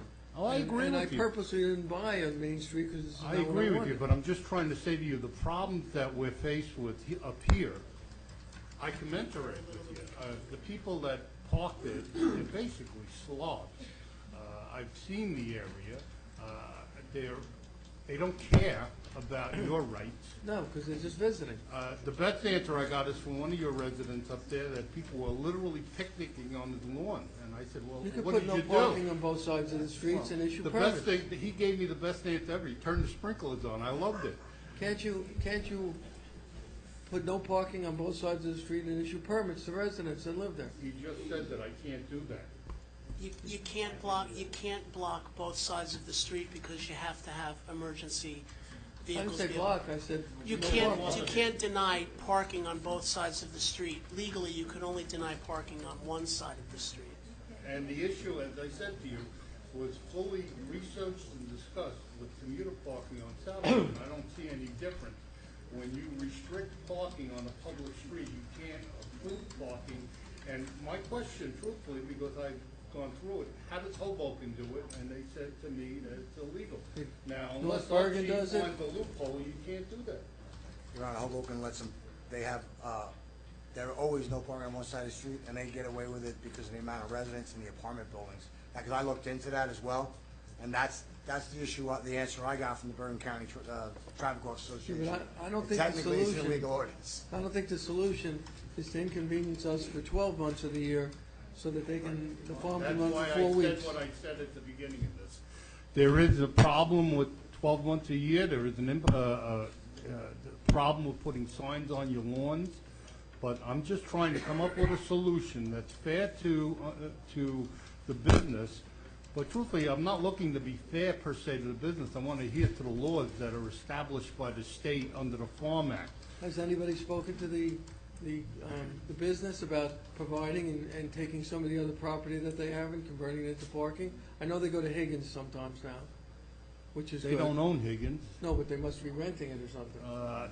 I can't force them to do that. And as far as parking on the orchards, I don't think they can do that because it's protected property. Mayor, I have a question for the sergeant. Could we put a sign up that said no parking and put 3 months that it's effective? We could do that.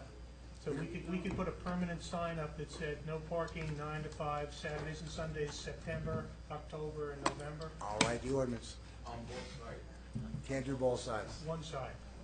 No, I can't, I'm sorry.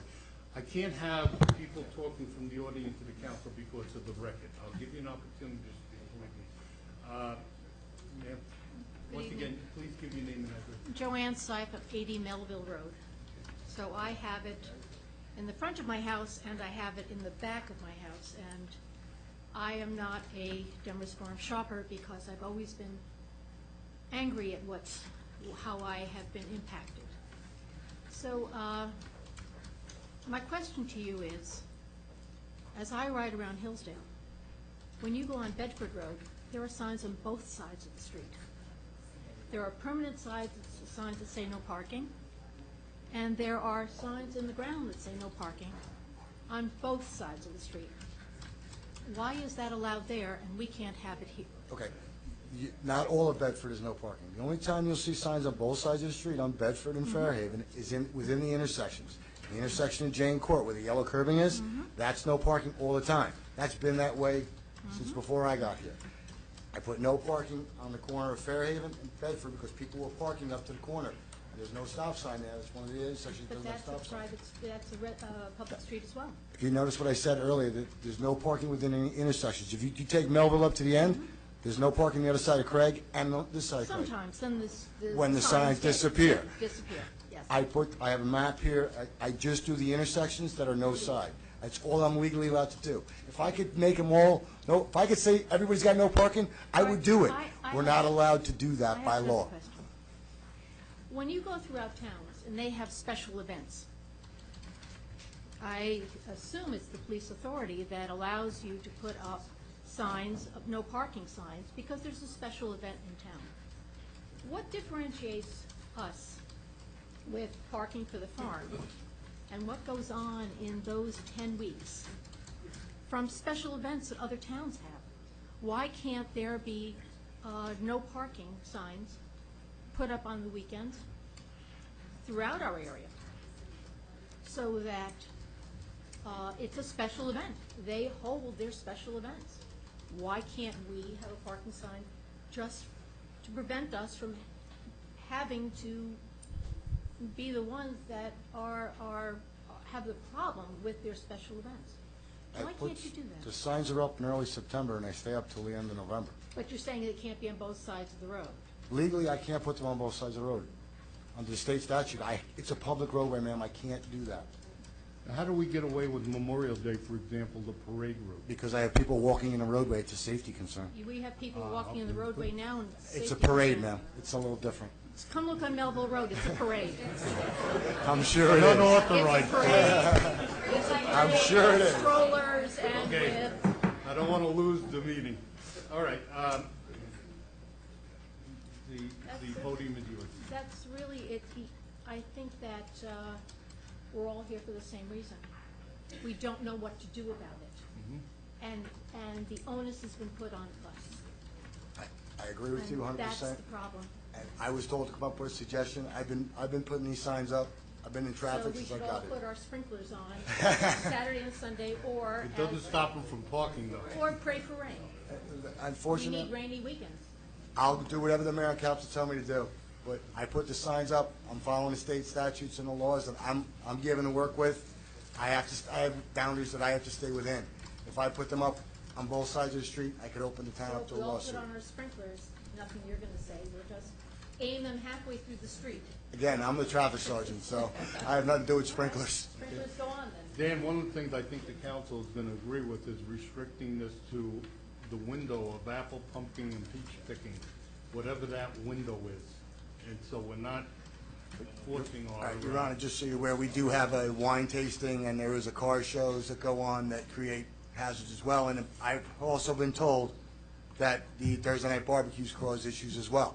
So we're not just talking we're talking several events. Okay. I'm just telling things that I was brought to my attention, so I'm making the mayor and council aware that those things were brought to my attention as well. Okay. Why don't you, once again, name and address. My name is Mike Fidicio, 26 Douglas Drive. You mentioned the safety, vehicles coming up and down the street. I live on 26 Douglas. People are making K-turns in the driveway. People are parallel parking on Douglas Drive. There is no safety. They're coming down the street, they're speeding.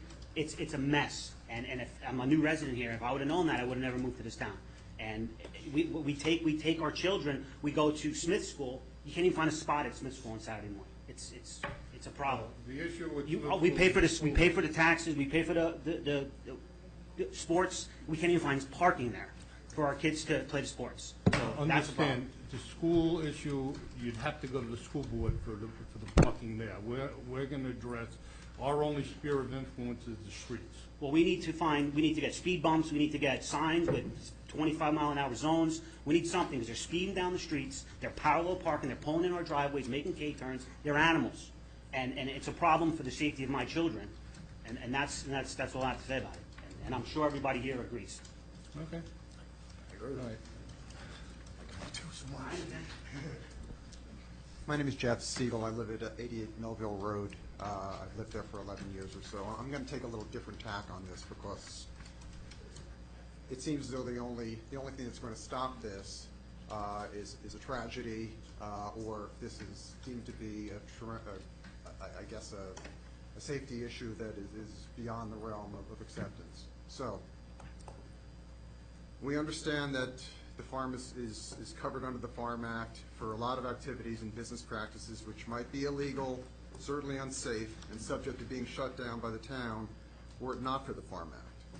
But while you might be within the law in how you are running your business, Jason and friends, you are way outside the bounds of what anyone could consider being a good neighbor, upstanding citizen, caring Hillsdale resident, and most of all, business owner concerned with the safety and well-being of town residents, your patrons, and the borough of Hillsdale. I can only imagine the size of the insurance claim for Hillsdale when the town is found negligent after the inevitable accident of a child being hit by a car. It is going to happen. I think anybody who lives up there, and I'm not sure how much time you all spend up there, it's going to happen. There are people 6 wide walking up Hillsdale Avenue over the parkway. A child's going to fall off the curb and get hit by a car. I came to Jason this past week and put a proposal on the table, which I think ought to go into the record. Number 1, all visitors to Demers Farm should be permitted to park only in the 2 Demers lots as stipulated in the 1988 resolution, which was what approved and what gave the farm the right to move to the eastern side of Van Amberg Avenue. By the way, that was the main argument for moving the farm to the eastern side was because the parking was unsafe on the western side of the street, which I find really amusing. Now it is just a free-for-all. By the way, I even have pictures of cars parked on Demers Farm on Van Amberg Avenue, Waramus, whatever you want to call it over there. The cars are about 6 feet from Van Amberg Avenue. There's no way those cars are going to be able to pull out without backing right onto Van Amberg Avenue. That can't be called safe. Chief, are you the gentleman who makes safety policy and determines? Have you seen those? Yes. You have? I've seen it. You're okay with it? No. You're not okay with it? But we have police officers stopping those vehicles. A lot of them have issued summonses in the past, recently. That's Demers Farm letting people park there. Backing out, I haven't seen retail. I think that at some point you should be out in the streets with some of us, with some of the residents, seeing the same thing that we are. Because I got to tell you that the town is certainly going to be at fault and have tremendous liability. And I'm not sure what the decision making is right now. We love the farm. I go to Demers Farm as much as I hate this crap. This is just outrageous and it's not safe.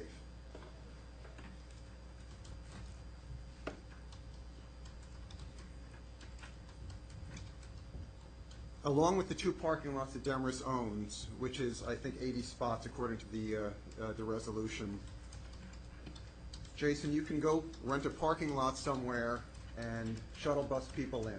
I'm okay with that. Because of the conflict of not entertaining him answering, that's why he's... I'm just talking at his seat. Okay. I have another issue, and this is all about safety. This isn't even about the quality of life, which is, for crap at this point. Your tractor path runs adjacent to all the properties on Melville Road, right along the property line. I have trees along my property line, as do everybody. As a matter of fact, the Minots have evergreen trees that the tractor actually brushes right against because the path is right there. If somebody stands up on one of these tractors and gets hit by a branch and falls off and gets hurt, our lives are over. The liability is tremendous. We should have trimmed our trees. The trees are the only thing that are keeping us from looking right at the tractors when they're going by. My proposal to Jason, you see, is that you move the tractor path into the center of the orchard. I can't see any reason why that can't be done except for you having to spend some money. Number 3, on the western side of Craig Road, where really the tractor path can't be moved anywhere, I would propose that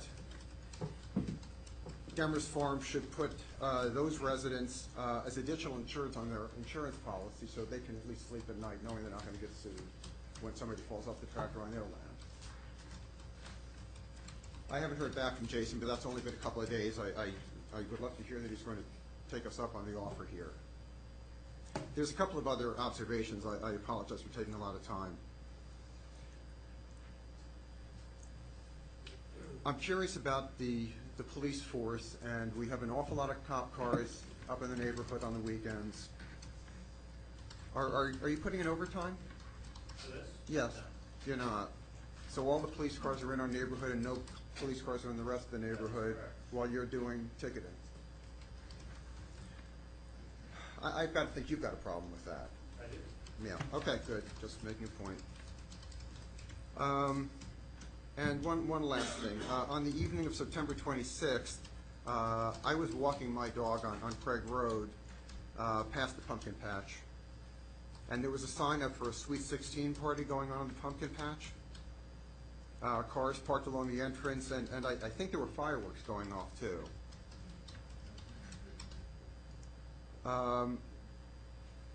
Did you call the police? No, I didn't call the police. No. I don't know what the Farm Act covers. Possibly even covers Sweet 16s and fireworks. I don't know, but Fireworks are illegal. Interesting. They were going off. So if you have fireworks, you should call the police. You can't, but we have 2 cars on duty, and especially when it's not pumpkin picking or apple picking, they're not regularly just patrolling your area, but they're patrolling the whole town. So there's no way for them to have known about it unless someone calls. No, Mayor, I appreciate that, but this was after their pumpkin. That's what I'm saying. Apple picking. This was 7, 8 o'clock at Right. night. So the police wouldn't have had any way of knowing unless you called them and tell them there's fireworks going on. As far as having a party there, that's legal under the Farm Act. Understand, I sat on council when this thing came about. I questioned... Back in 1987? 87, 80, I started in 86, 87, 88. I questioned this. It's a county, the county came before the council. And I asked them specifically, the attorney that represented the farm, the attorney that represented the town, and the attorney that represented the county, what can't they do? You read this thing, and they said literally nothing. Under the Farm Act, it's so obscure and so broad, they can run any event. They can literally sell just about anything other than physically manufactured items that aren't related to the farm. Like, for example, I questioned, can they sell farm products that are not grown there? Absolutely. Okay. So all of this was covered back then. The law hasn't changed. If anything, it made it more beneficial to the farmers to maintain farms. Okay. One of the things, people want to maintain open space. Hillsdale's the only town that supported the Open Space Act. And I think would imagine everybody here So, loves the you know, idea. so there's benefits and negatives on both ends. We don't even want to stop the tractor rides. Or at least I know, don't. but as far as, I can't force them to move the tractor path, but they can take that under consideration. They I think it'd be a certainly good could, move yeah. to consider, you know, trying to work with the neighbors. As far as parking, you heard this. I mean, I wouldn't want to live up there, but I have my own problems where I live. We all have problems. I would point out to you that when we were going to put a cell tower on that side of I town, remember. I was I had residents saying to me, it doesn't belong on this side of town, I it remember belongs on that. the other side. I said, excuse me, that's where I live. I've got one cell tower looking out my window. Everybody has problems. Your problems are severe. Fortunately, 10, 11 months, 10, 11 weekends a year, and then it slackens off. But those 10, 11 weekends are horrible. I But understand Mayor, it. this is all our problem.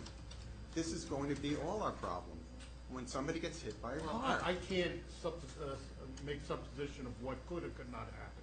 The We chief- have the chief insurance, can. he has insurance, I hope. Under the law, he has to have insurance, homeowners have insurance. That's life. You know, I mean, someone could get hit in front of my house, they sue everybody. The town has deep pockets, they always sue the town. That's why Jif makes so much money off of us, that's our insurance. But the point is, we're limited to what we can do. But I would hope that the farm people that are here are taking notes and taking into consideration the concerns and fears and problems that the neighbors have had. It's new owners, it's a new beginning. Let's hope that something could happen. I don't guarantee anything because I can't force the issue. Yep. But who knows what could happen. Well, But I do certainly- commensurate with you. I Yeah. wouldn't want to live with that. It is a problem. Yeah, certainly things aren't trending well. The farm is open until December 24th this year for the first time, which is great news for everybody. I have I'm a, done. didn't I'm get shaking away from from anger, the so I better farmers sit open down. till when? I didn't get December away- 24th this year. Did you know? You can go up and pick a wreath or something. I didn't know that, no. Well, they're allowed to do that, but I didn't. Yeah, I know they're allowed to do it. Thank you. Thank you. Okay, on this subject, Mayor, can I ask you a question? Is the farm subjected to a parking ordinance at all, parking lot? You know, when you build a new building, you have to build a certain amount of parking lots, or? no. What's there is there, it's public streets, Frank. We can't deny someone the ability to park on public streets. Yes, they had to have a certain amount of spaces, and the spaces were predicated on the size and structure of the farm building back then. And there's ample spaces for that. There's obviously not enough spaces for this type of an operation. Never has been, never will be. And I would hope that there's some accommodating here. I don't know. Yes, sir, with the bottle? What's in that? Well, Richard Napolitano, 35 Glen Hook Road. A lot of my neighbors are here.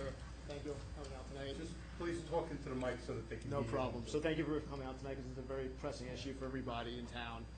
And again, we love the farms. We moved here 2.5 years ago. Purposely, actually, love the neighborhood because of the farms. My grandmother grew up in Wicklow Lake on the other side of Temple Emmanuel.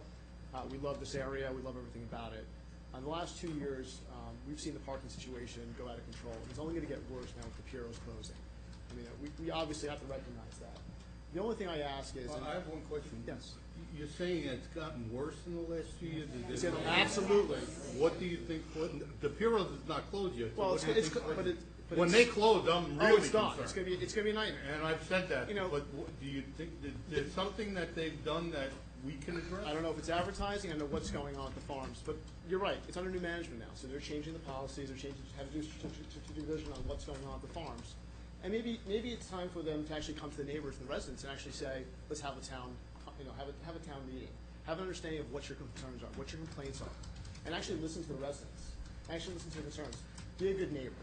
Actually think about what's actually impacting them, who's actually supporting them during the off season. Because right now, we actually go there, my wife goes there, my twin boys, we go there on a regular basis, we have 4-year-old twin boys. You know, there's actually a lot of multiples in our neighborhood, which is actually kind of funny. And they're all young. They're all young kids that want to play in the street. And on Saturday and Sunday, I can't take my kids out and ride in the street. They can't even ride in their driveway. I stop them from driving my driveway because I live in the corner of Glen Hook and Craig, and cars just dart into my driveway. And I'm not going to have my kids get hit by a car. And I'm not going to have my neighbor's kids get hit by a car. So I thought it was important for me to come up here today and actually have this conversation and actually come to this event. And I've talked to a lot of our neighbors here, and I've had the same concern. It's safety. It's quality of life. Don't get me wrong. We all work hard. I get home 7:30, 8 o'clock at night. I don't see my kids during the week. I want to play with them on the weekends. But it's safety. I don't want to have my kids. I feel like I'm confined to my backyard. And I didn't buy my property, where we live, to be confined to my backyard. And I think it's good neighbor policy for them to come up with an event or some kind of session to talk to us. And just don't shut us down. Thank you. All right, I can't force them to have No, it. no, I get it. But I'll offer this borough hall if the owners want to establish a date. Kind of a little late this year, but Doesn't maybe matter. we It's can going to set keep. It's something. going to keep on going on, and we Yeah. should have the conversation now. I And can't not say, you know force what, them to forget hold about it, it. but I and will keep offer the placing it. borough hall on a weeknight or a weekend night, appreciate that, whatever's Matt. convenient for the owners and the residents. Yeah, I think it's important. And the last comment I have. What's our motto? Clean community, right? That's our motto. Our properties are a mess after the weekend. Good neighbor. It's your people that are coming. Your patrons. I was Clean just up. told tonight, I know that they maintain the school property and clean up, but I was also told that they're doing the streets around it. So if Cigarette that's not butts, true, I'll reach out to the owners. Happy and see what we can apples, do. cider donuts, other debris. I pick it up on the regular point on the weekend. Okay. So just something That I think I can't force, but I I can get it. address. I get it. That I'll talk to the owner. Absolutely. I get it. No, I get it. But I Gotta stay can't silent make and talk to the them chair. do a lot of things. No, I mean, it's not easy to sit there and have people talk about your livelihood. I can understand that, but we gotta have something. We have to have I a don't voice know too. what it is. I mean, we have to be a voice for taxpayers. We have to have a voice here, and I think it has to speak to our quality of life as well. What's your opinion of the permanent signs versus the temporary signs? I don't like the idea, to be honest with you. I don't like the idea. I'll be honest with you. What I don't like the idea is because it does put a burden on us, right? I have this weekend, for example, my kids are turning 4. Okay, we're having a family party. I have nowhere to park the 22 people that are right there at my Yeah, house. but you're not gonna have No, anywhere no. to park anyway. Well, I'm not going to park anywhere, right? So I have my driveway. If I have a permit seat, if I'm parking up, I have to call, ask for the, and what happens is then they see my cars there, parked there, and then people start parking there. Well, I don't think they're gonna give you permission That's the during, problem. he said that. That's the problem. During apple, pumpkin. So I don't think the burden should be on us for taking on that. But So for it's 3 just- months a year, or whatever that time frame is, you're still. I think before that passes, we should have I think the people, the residents of the West Hill area should have a conversation with Denver's Farms and hopefully have a good dialogue. All right, thank you. I appreciate it. Let me get this young lady over here with the young children. You want to come up, kid? You can too. I didn't come I tonight. need your name Yeah. and address Yes. and his name and address. All right. Hers. All right. Shane Savorak, 52 Brookview Terrace. I actually didn't. They're residents. Savorak. Okay. Jack Savorak. Okay, one more. Destiny Savorak. Thank you. Okay. I'm So, sorry. no, and I'm glad that you asked for their names because we did come, and I would not have them up an hour past their bedtime if they didn't intend to speak. So I apologize for jumping in. I didn't come to talk about Demers Farms, but since there is conversation about Demers Farms, I'm going to add my 2 cents, if I may, and that way I can also hopefully allow them just to say what they need to say so that we can leave. I think many people in this room agree that Demers Farms is a wonderful establishment. We frequent Demers Farms more often than we should. After school, we go there for ice cream and donuts, and we have been there for pumpkin picking and apple picking and you name it. Because we live at 52 Brookview Terrace, fortunately for us, we don't have to face some of these parking concerns and safety concerns. I have seen them, so I can certainly empathize with our other other members of our community. One thing that I would, I don't know if it would work or not, but a suggestion that I was just thinking of as all of the complaints were coming about was, if the farm were to enforce that the only parking that they had were the 2 parking lots and down at the farm, and as people arrived, almost gave out tickets for reservations. If the parking lots are full, here's your ticket to come back between this window. And if they said, you know, please respect our neighbors and you're not to park on the streets, you know, I don't know if that would help or not, but I think people get frustrated standing in line and waiting for hours to go up anyway. So it might be a way to ease the traffic. The reason why we came here tonight is because we moved here 5 years ago and we love Hillsdale. There were many things that drew us to this area. One of them was the schools, and I will clarify that the Board of Ed meeting, the next one is on Monday. So we will be going on Monday to address some concerns that we have there. As the Smith School PTA president, I can tell you that in terms of the school, I don't know who they spoke to in reference to the rec program, but we can't even, in our gym, we can't even fit all of our classes in there for an assembly. So I know she'd mentioned 7 days. Those 7 days, it's not a matter of how much time, it's a matter of the space that we have. So we can't even fit 100 students at a time for an assembly. We have to separate the children and do 2 assemblies to fit them. So I would assume, and I'll, Frank, defer to you when you speak to the Board of Ed, I'm sure that's why. She doesn't need the gym, she just needs 4 classrooms. Okay. Going back to the reason why we're here, and we do love Hillsdale and all of the reasons, we love the farm, we love Tandy Woods. We have found, yes. It's not fair to the other people if Right. I allow you to do that, and I And- really would like these youngsters to get home Yes. we will be discussing Tandy Woods after this. Okay, It's so I'll only give fair. my, yeah, and I agree, and I'll give my message on behalf of the children to someone else that they can convey that, but it is getting late and they did want to speak. But I hope that there is some resolution, because I see, you know, on both sides, it's a wonderful establishment, and I think it's something that makes our town so special, but I am certainly concerned about the safety as well on behalf of our residents. No, don't worry about that. All right, it's not working. Thank you, young people. Okay, Tandy Allen, Demarest Farms. Anybody else wishing to speak on the parking? Yes, sir. Thank you, sir.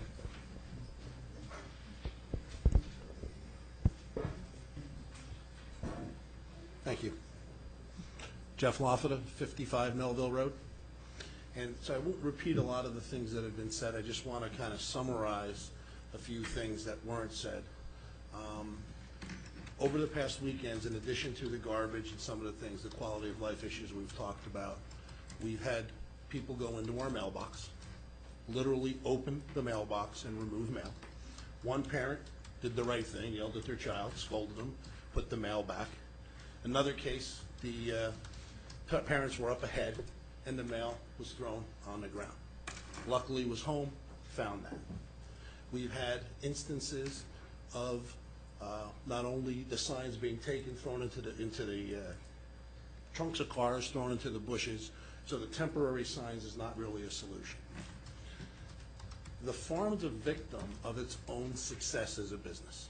So in the last couple years, the problem has absolutely gotten worse. Not only do I think the idea to have the farm representatives have a town meeting, but I'd also challenge the council, in all respects, in all due respects, to not just say the law is, there's no other solution, we have to leave it that way.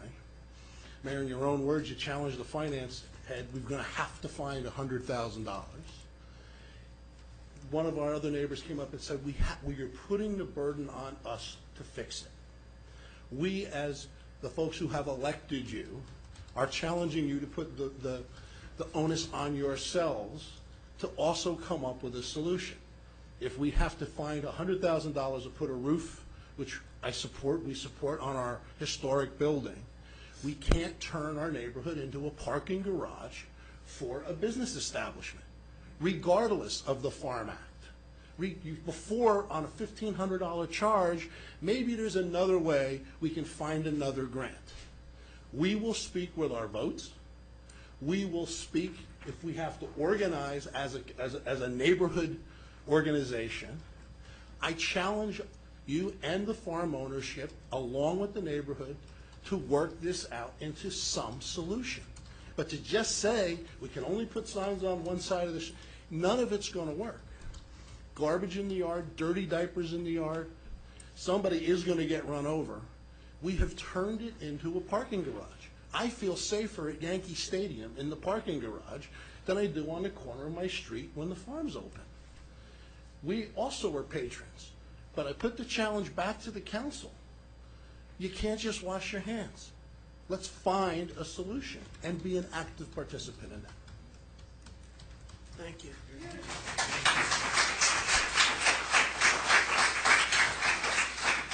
Got it? Anyone else on this topic? Yes, sir.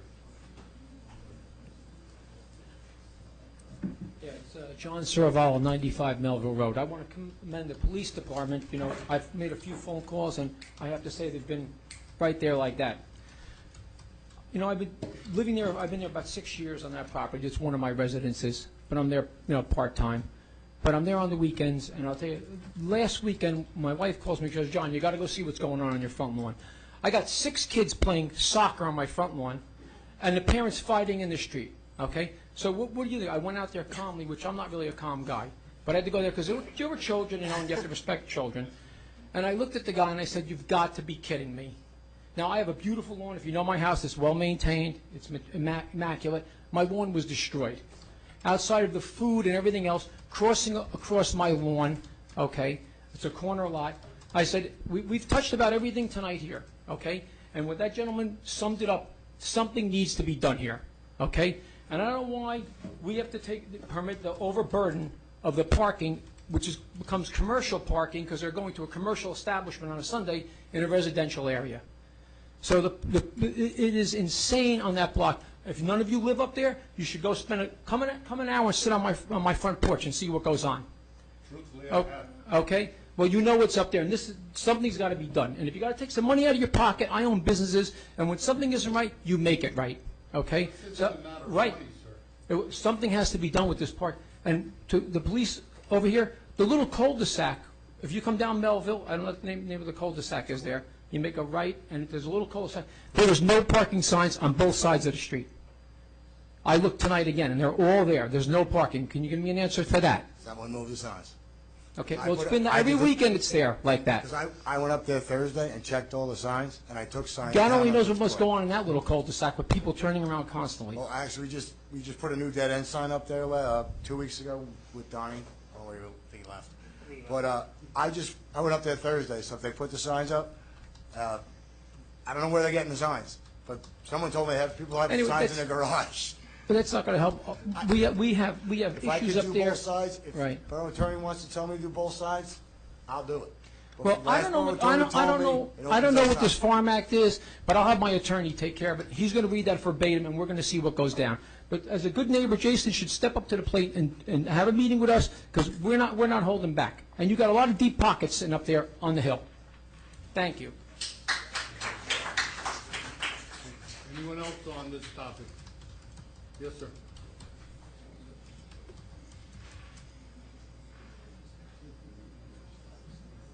Justin Fox, 64 Melville Road. I guess I'm a junior resident. I moved in May. Hopefully that man right there is not a Democrat mayor. I just want to praise Chief Frankaville and the sergeant. They've shown a great presence up in the Melville Road, Glen Hook, Douglas Drive. Personally observed them enforcing the traffic laws. They're doing the best they could. Obviously, there's an exorbitant amount of people that have been going to the farm. I spoke to Jason last night, and he is willing to meet with us and try to work things out.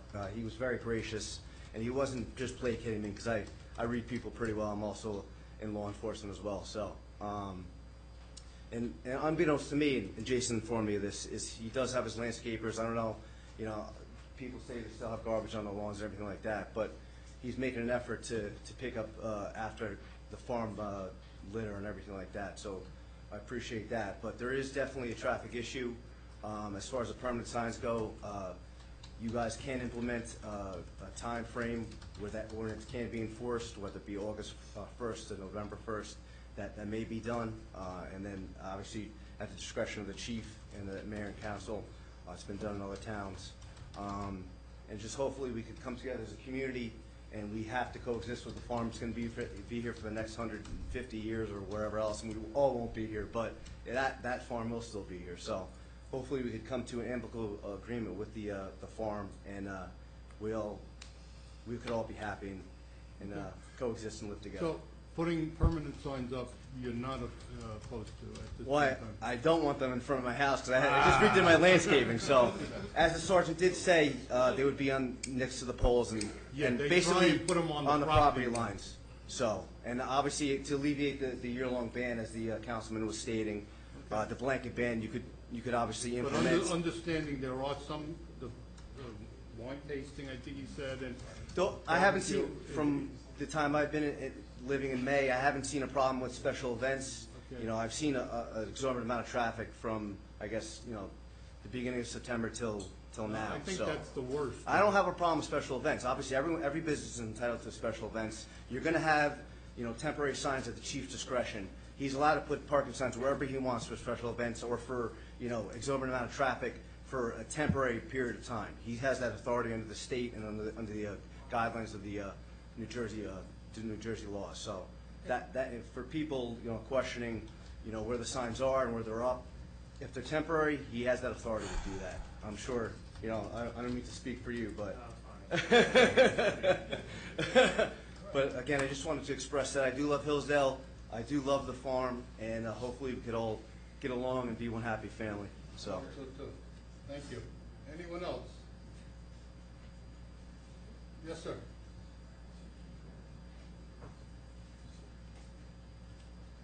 My name is Bruce Siphon. I live at 80 Melville. Everybody covered most of the points that I had. The one thing I don't hear, what if a permanent lot, an extra lot is for next year? Then what do we do? So I leave that with the council's hand. I'm sorry.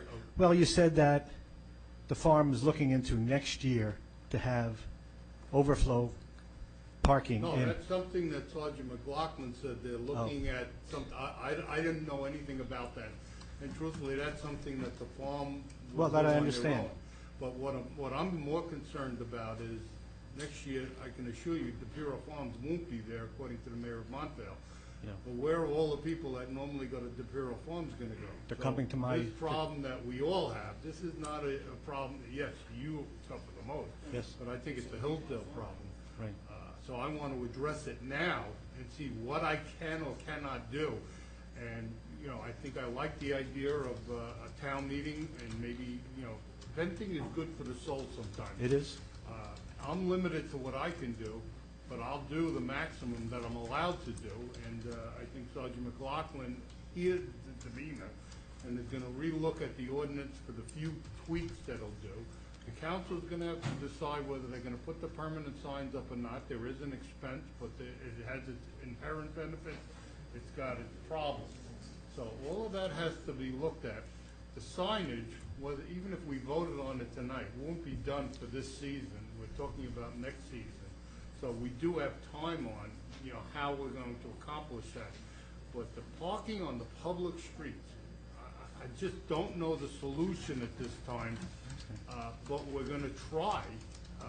But I think one of the things that we have to look at is this trash that's being left around. The attitude of the people. I don't know how you talk to people that are like Well, this. I'm the sprinkler man.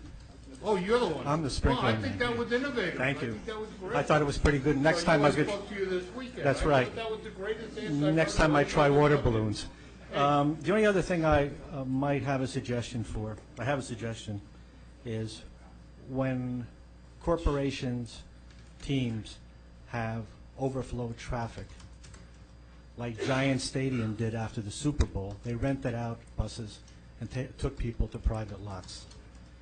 Why do we have to, is it possible to have this done this year rather than waiting That's till up to- next year? I can't I know force it. I know it's open to the farm new management, which I'm happy there is new management at that farm.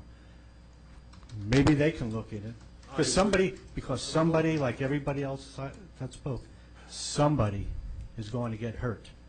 I had to move my car to the end of my driveway this week because people were doing U-turns in my driveway. My grandson was there, who I cherish more than anything else in the world, was playing on the driveway, and I went out and I pulled him right away. So something has to be done.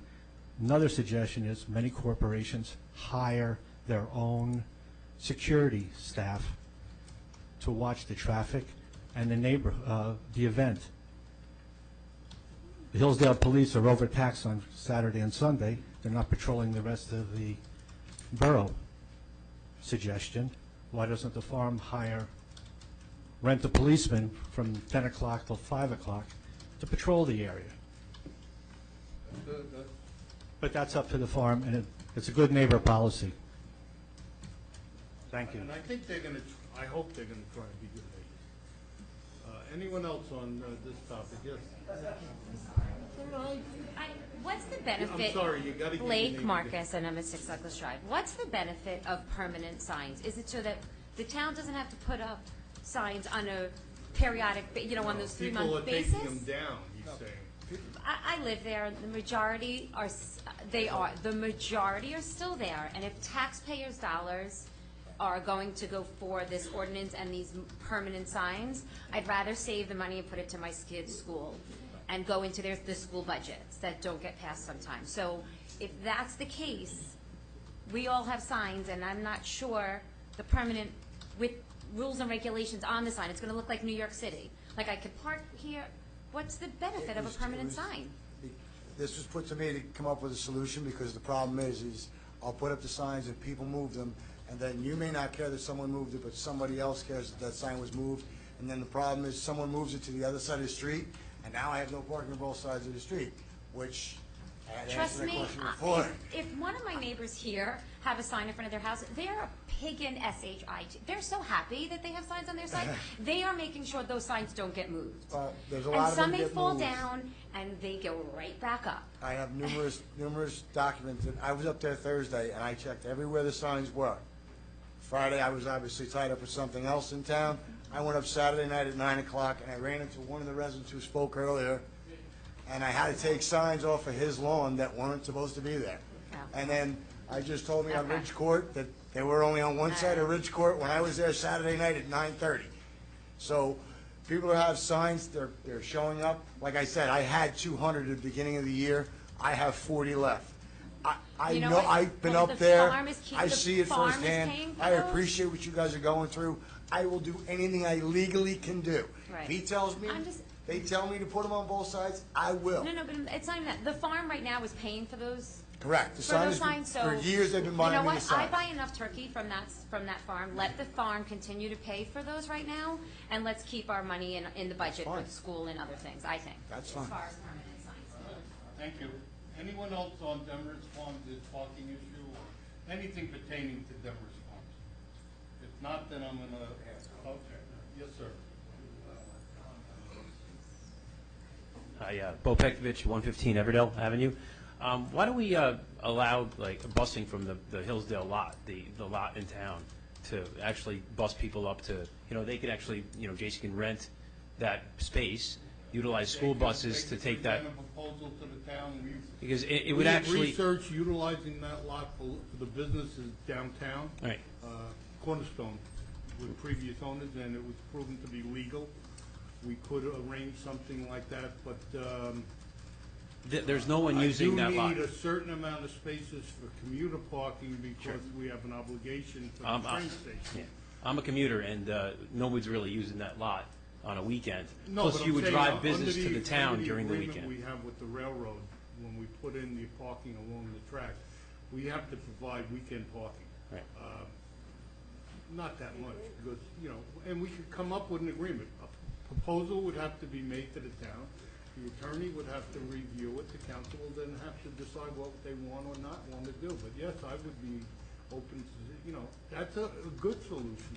I mean, the idea, it was. 110 spaces, I think, or 118 spaces. I think there's plenty of spaces, and certainly if there isn't a space, people could wait until there's turnover. You could sell tickets to bus people back and forth. The town can make money. They would alleviate the problem. I like that part. I have to say, I visited the farm. I love the farm. My kids go there. We go apple picking. But I got to tell you, I hang on to them when they're walking around because it is dangerous. You can almost get hit by a car. There's people pulling in and out. There's people from out of town. They're sloppy. It's a mess. So I understand the concerns, and I think it's our job and your job as well is to come up with an intelligent solution, a good solution, an economic solution that would benefit everyone. And just lastly, I'd like to add, I'd like to thank Sergeant McLaughlin for the new traffic pattern at George White. I drop my kids off there every morning, and I can finally make my train in the morning too. So thank you very much. Okay.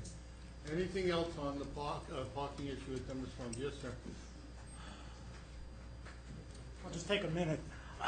Just listening to everybody. You have to give your name Oh, and it's address. Howard Rosenbaum, 817 Hillsdale Avenue.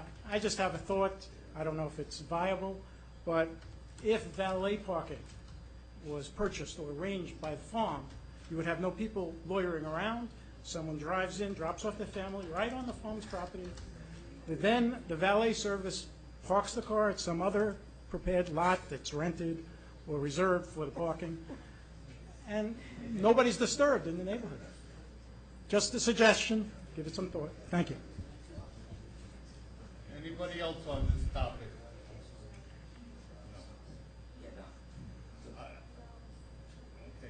I want you to understand, you're talking as a business owner. Not as a and it has councilman. nothing to do with what you do up here. Mayor Jason DeGeis, 23 Sherwood Drive in Hillsdale.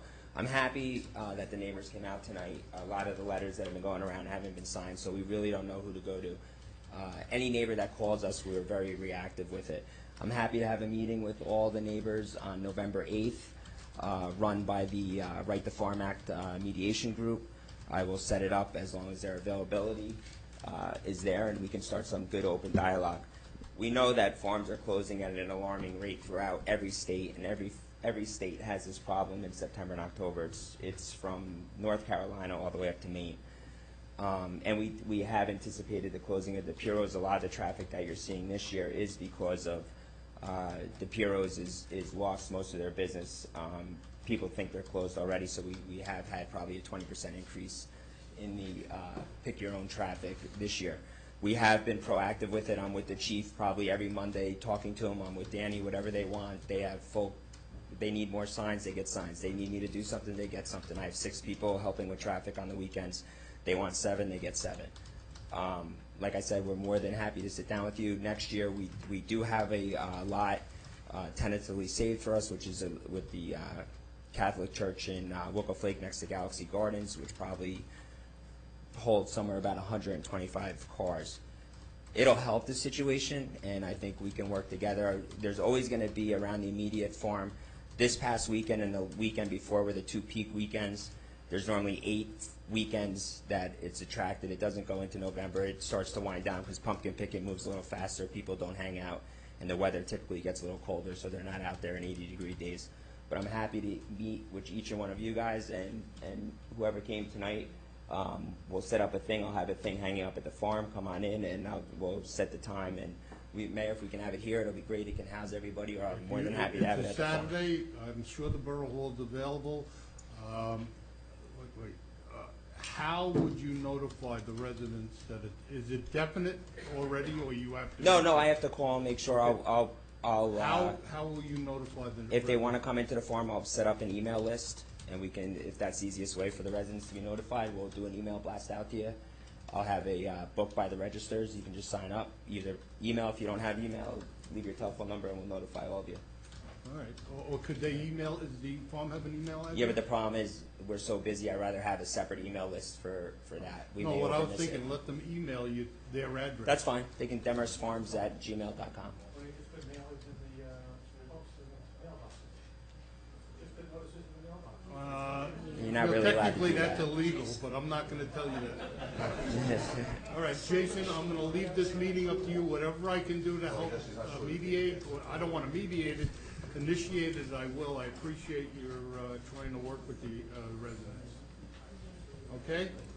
The meeting is still open to Demarest Farms. If not, then I'm going to go to the next topic so that my county, yes, sir. Sorry? No.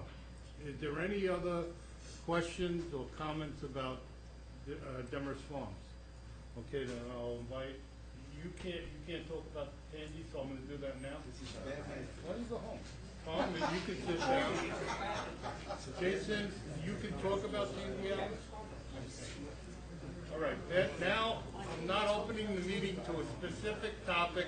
I'm going to open the meeting to any topic, to include Tandy Wood.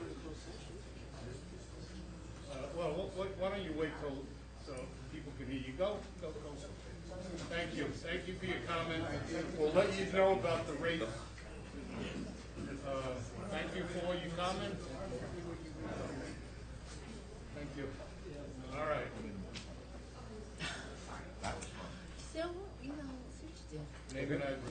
Steve Bucksbaum, 45 Crestwood Place. Been in Hillsdale for 25 years now.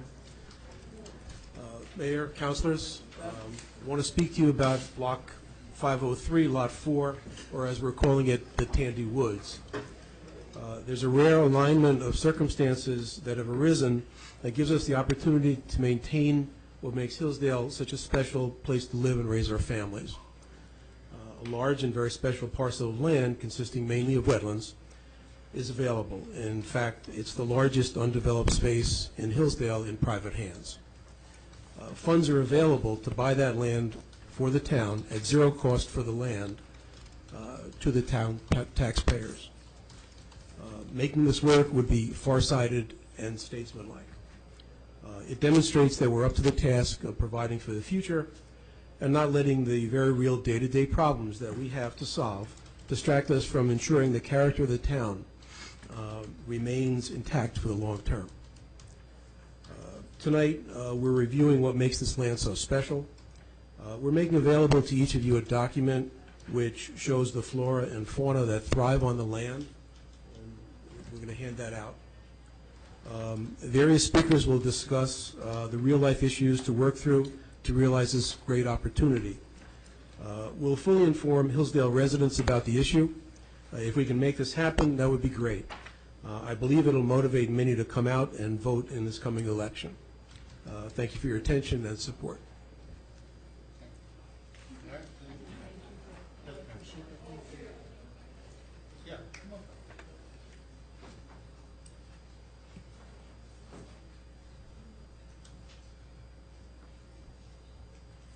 Mayor and Council, ladies and gentlemen, thank you for listening. Can you hear me? Lori Charkey, 141 Demarest Avenue, Hillsdale. This is not the most difficult land acquisition I've ever encountered professionally, but it is personally. Some of you, most of you probably know that I lost my right-hand man, Mark Becker, back in February to a very horrendous accident. Mark was literally a gentleman and a scholar. He worked very, very hard at improving himself and others, ranging from his family, his friends, his students, his colleagues, to people around the world. Mark was instrumental in assisting foreign countries of all sorts with earthquake planning, China, Turkey, Italy, Haiti. He helped Africa with planning around arsenic poisoning of their rivers. The point is, we had a really unique person in our midst, and he deserves honoring. There's no time like the present to preserve your largest open space in Hillsdale. Mark and I started working on this over a year ago in earnest, and we've been working on this property for at least 10 years prior. Right now, there's an incredible overlap of funding at the county level and the state level. Bergen Swan created a fund through a 2009 settlement of over $1 million that is available at Green Acres, basically take it or leave it. If somebody doesn't take it, it will be absconded by, it will be taken by some other purpose.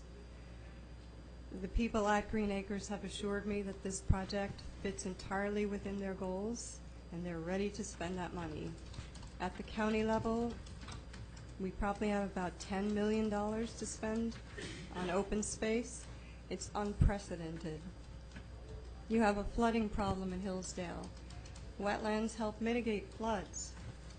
Wetlands help to purify water. They help to biochemically clean the water before it moves on. You have the Tandy Brook running through this property that goes right into the Pascack, and we know what's happened to the Pascack in the last few large floods.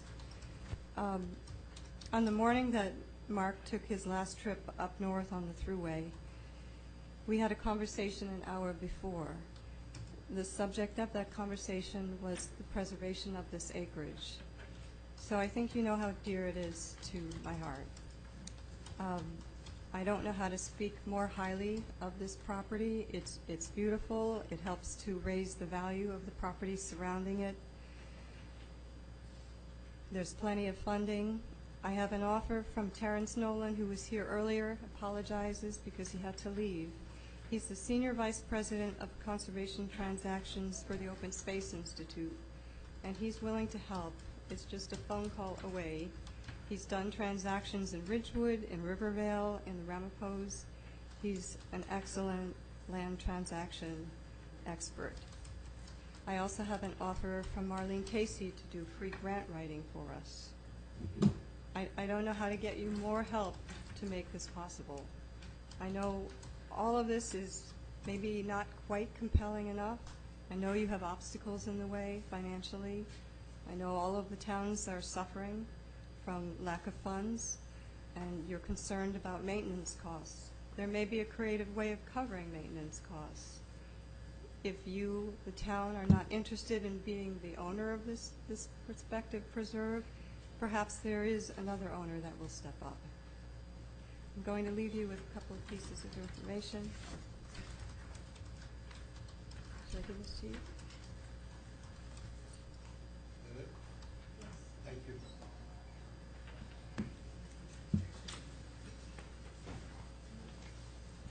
It's only one copy. Thank you very much. Thank you. Yes, sir. Not any topic. Come on up to the mic.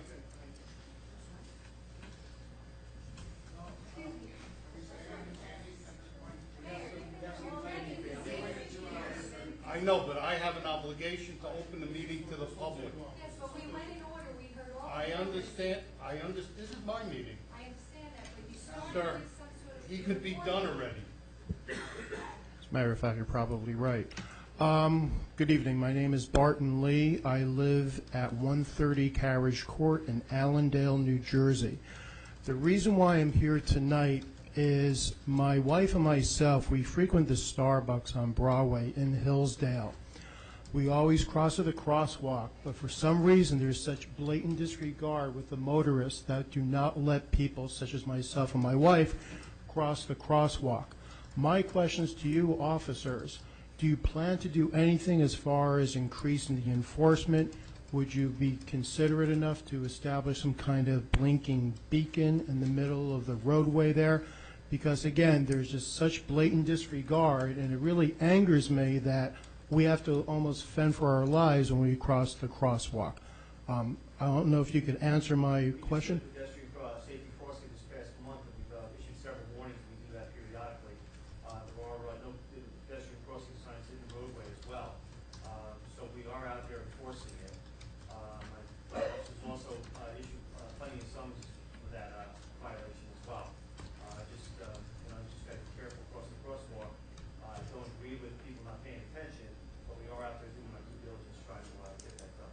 Okay, if I come across somebody, or if my wife comes across somebody that's showing totally disobeying the law, what, do we just call 911 and just get the plate number and just do? Well, the plate number too, you're going to have to issue the summons for that, though.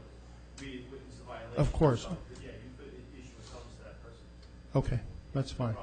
All right. Thank you very much, Bob. Thank you, counsel. Yes, ma'am.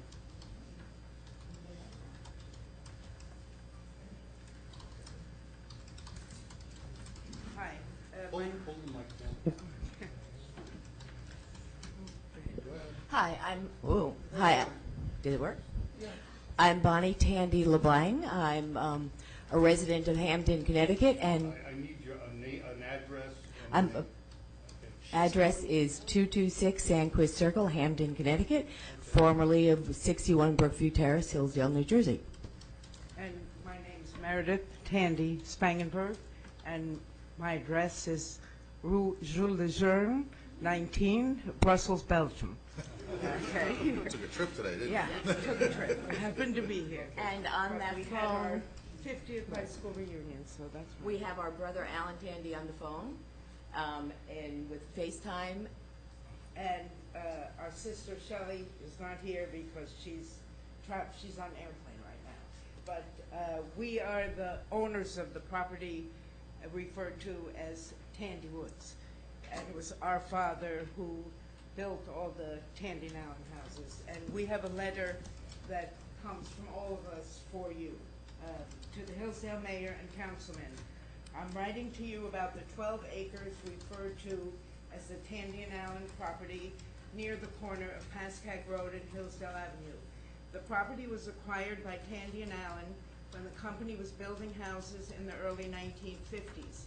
In the 1960s, the ownership passed to my father, Norman Tandy. In the 1980s, he created Saddlewood Hills Properties Limited Partnership to own the land. My father passed away at the end of 2010. Since that time, I have been the general partner of Saddlewood Hills Properties, LP, handling the property to settle his estate. Over the years, both my father and the town have had different ideas about what should be done with this property. I was not privy to their discussions and have tried to reconstruct some of the activity from papers found in my father's files. A large portion of the property has been designated as wetlands by the New Jersey Department of Environmental Protection. However, the property is zoned as R2 for single-family homes, and there are enough uplands to accommodate several houses and still maintain the wetlands. The Saddlewood Hills Properties Partnership now needs to sell the property and has been working towards that goal. When the partnership began to market the property, my siblings and I learned that to sell it, we needed to determine the best development of the site. To that end, we made an application to Hillsdale for a minor subdivision. Our application does not require variances, and in our subdivision, the wetland portion is divided among 3 lots. After we started work on our approval process, Bergen Swan approached us. They offered to facilitate a sale of the property that would allow it to remain as open space for the town's use rather than be developed. My siblings and I would prefer to have that happen and urge the town to accept ownership of the property for that purpose. And that's signed by our sister, Rochelle Jansen, who's the general partner.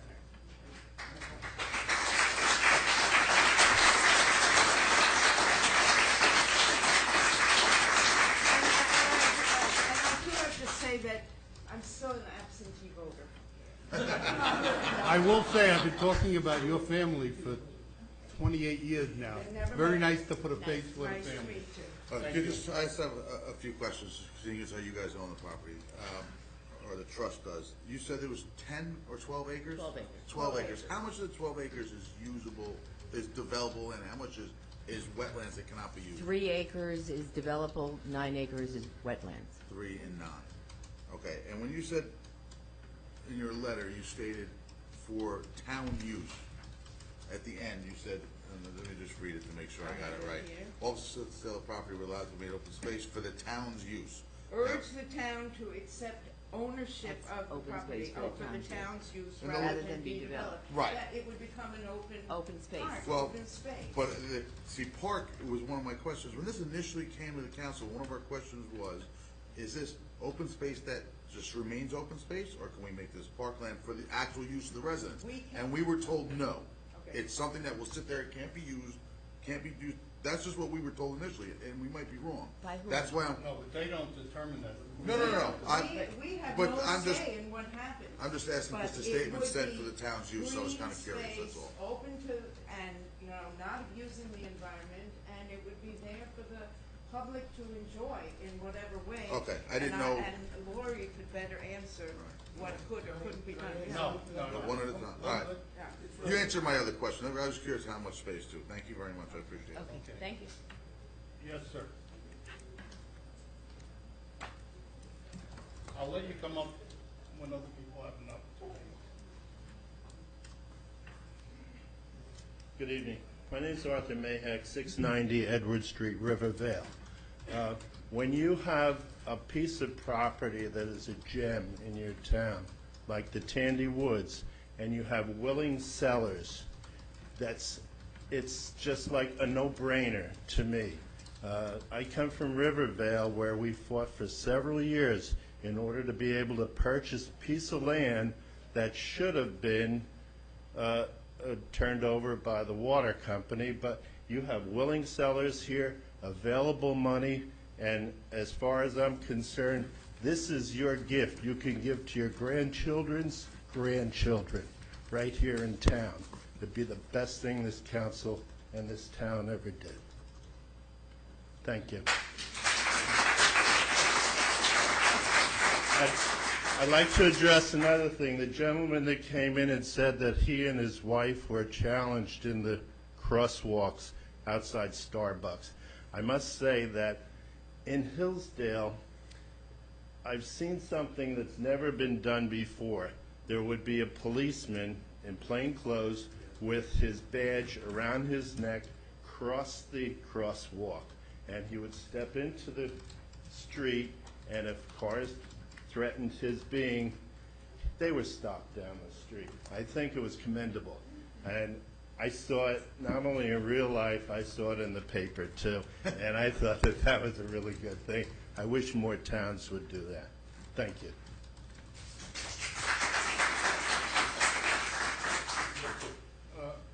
Well, you go first and then you're next, man. Hi, my name is Bill Drummond. I'm 840 Hillsdale Avenue, Hillsdale, New Jersey. I'm just going to read what I wrote. I'm a 31-year resident of Hillsdale Avenue, adjacent to the Tandy property. My children have had the opportunity to grow up next to the suburban oasis. It is the home to salamanders, garter snakes, green frogs, uncommon birds that you would not normally see, barred owls, great horned owls, screech owls, pileated woodpeckers, woodcocks, wood thrushes, foxes, and other wildlife that will either disappear or will be threatened by the development. If this land is disturbed, wildlife in our area will lose significant habitat. Some of the other issues that we have, flooding, which the other people have talked about. We already get water in our basement. So if houses are built adjacent to my property, I will get more water in my basement. There's just no way it's not going to happen. Traffic is a concern on Hillsdale Avenue. If you have 3 more driveways coming out onto Hillsdale Avenue, it's a bend coming around the turn going west on Hillsdale Ave. It's a blind spot. It's dangerous. When I pull out in my driveway, if I'm not really careful in the morning, cars can come flying through that turn, and I'm almost getting hit. So, that's another significant thing. Finally, it's hard for me to believe that the council would not let this happen. This is an opportunity to get funding to save this property, and I just can't believe you could let it slip through your hands. You're not looking to the future if you do. If you said before that Hillsdale is supportive of open space, this is the time to do it. I mean, this is a perfect time. So that's all I have. Thanks.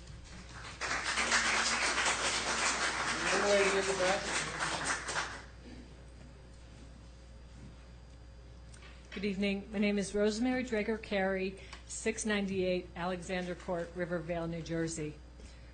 Thank you for hearing my comments tonight. As chairperson of PASCAC Sustainability Group, which has many members who live in Hillsdale, I'd like to speak on behalf of Hillsdale residents who are unable to attend tonight. I also have many friends in Hillsdale for whom these woods mean a lot, and I'm here in solidarity with them tonight. Policymakers and land conservationists alike have known for decades that open space is an investment with both health and economic benefits to communities. We also know that developing open space with the hope of increasing ratables quite often fails to deliver the economic gains that towns expect. Without having done an economic study myself, I think I can safely say that development of Tandy Woods will increase demands on Hillsdale's tax-supported infrastructure, including roads, schools, sanitation, and fire. I wonder if those costs have been fully calculated. But financial considerations aside, some things just can't be measured in terms of dollars and cents. Developing these woods would result in the loss of quality of life in the immediate neighborhood.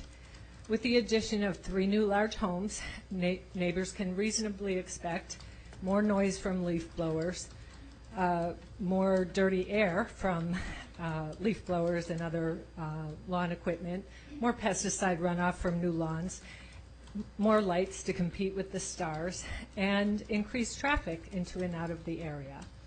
Development of the environmentally important parcel will also result in the destruction of a diverse ecosystem, loss of habitat for the many species known to live there, and loss of the flood mitigation that's so important to Hillsdale homeowners.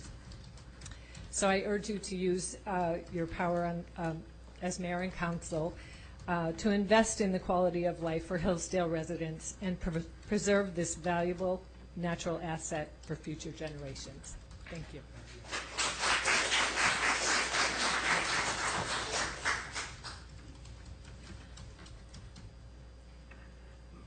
Hi, I'm Julie Askins, 87 Oak Trail Road. I've been a resident of Hillsdale for 30 plus years now. My family have enjoyed the Tandy Woods for most of those 30 plus years. I happen to live across the street from the path that connects Oak Trail Road to Beechwood Lane, meaning that it just goes right, it's the path that everybody in the neighborhood uses when they're going for walks, when the kids are riding their bikes. It's the path that this town had paved in order to give the kids in a neighborhood a path to get to Hillsdale Avenue to walk to Smith School. One of the things that, and I use this path every day because I commute to New York City, so I walk that path to Hillsdale Avenue and down to the bus stop. In the course of walking on that path, you've been given packages telling you about the wildlife, about the vegetation, the trees, the plants. I've had the joy, really, of observing about 40 different wildflowers in the past 3 months as they start blooming. One of these quirky habits I have, I like to count them as I'm walking. It kind of makes my morning when I spot a new one flowering for the first time in the season. It breaks my heart to think that large portions of these woods that I so enjoy are going to be turned into more lawn, more fertilized lawn, more housing that just, it's a piece of land that we've had for so many years in such a beautiful state. If you can do something to help us keep it that way, it's a chance we don't get again. I'm representing my family, which my husband and my son both had other obligations tonight. They're both voting citizens. One thing I just want to just address one comment to Councilman Lewis. I don't know if you remember us or not, but about almost exactly a year ago, you were walking through our neighborhood, stopping and meeting people. I met you. You were particularly interested in the fact that we had a lawn sign for the Democratic candidate for governor, and I was probably the only one in the neighborhood with such a sign. But we had a fun chat. We won't hold that against you. You know, I'm proud of it to this day. I can proudly say I didn't vote for him. But one of the things we chatted about when you were catching your breath after hiking up the hill to my front steps was the lovely woods in the neighborhood, and we were pointing across the street at the woods. That was part of the Tandy Woods. You know, at that time, you were talking about your interests in various platforms. I was telling you about my interests in some of the environmental issues, and I would just hate to see it get buried now in the economic concerns. As you know, I'm a Democratic voter, but I have to tell you, this will be a major voting issue for me this year.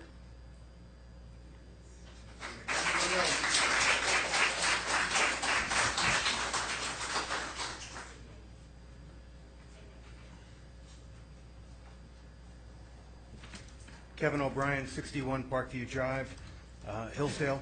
I've had the pleasure of working with Lori and Mark going back better than a decade back to Woodcliff Lake and some of the challenges of the reservoir and the work that they have done with United Water to preserve property. It's just been outstanding between them and the Riverkeeper. So a lot of the green that you see as you as you drive around the Pascagoula Valley. You may not realize, but they've been helpful in preserving that property. And it's not just preserving the property for us. We're not the owners of that. We're really the caretakers of those properties for the children that come after us and the children of their children. So it's an opportunity to look not just in the short term, but down the road for other areas. To come back to one point, back in the April 3rd, 2012 closed session meeting of the Hillsdale Town Council, there was a discussion about a piece of property that was adjacent to, if I'm understanding it correctly, the Gossip property.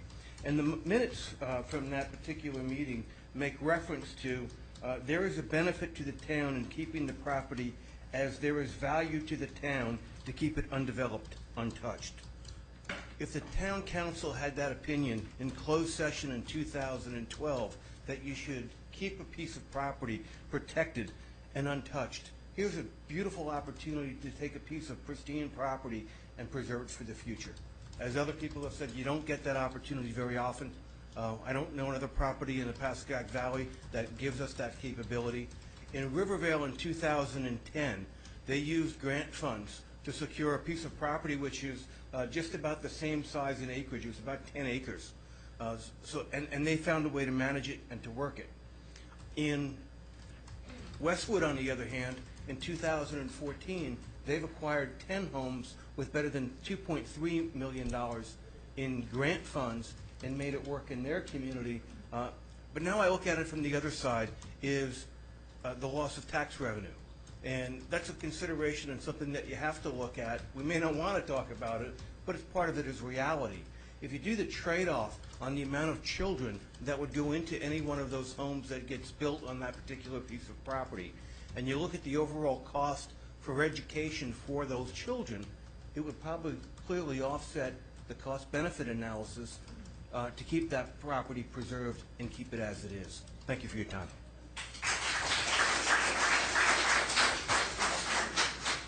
Mr. Lundy, I'll call on you next. Okay? Yes, Jerry Pincus, 86 Oak Trail Road. I've been a resident for 42 years.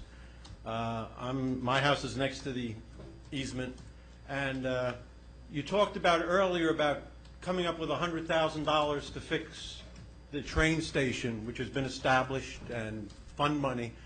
And yet here you have something that's older than the train station, the land itself. And it's like, I just get a sense from the reaction of some of the council members, and this is the first council meeting I've been to. I'm not into politics. I'm not Democrat. I'm not Republican. I'm what's best for the country. I'm what's best for the town. And I don't care who your affiliation is. But I get the sense that, just from body language, that some of you really don't care. It's just like, we'll listen to everybody, we'll do what we want. Some people are on a higher horse than other people. That's all well and good. I couldn't care less. All I care about is what's best for the town.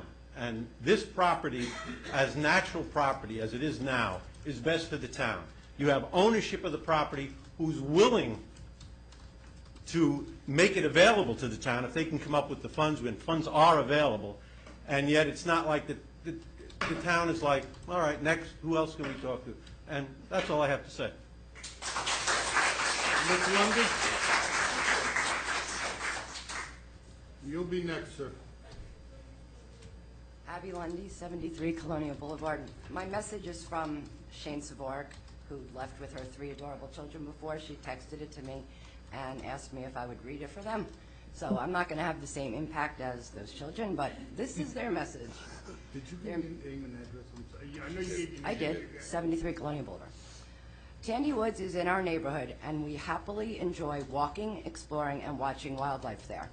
We walk through these woods to get to and from school and appreciate all of the wildlife and free space this land represents to Hillsdale.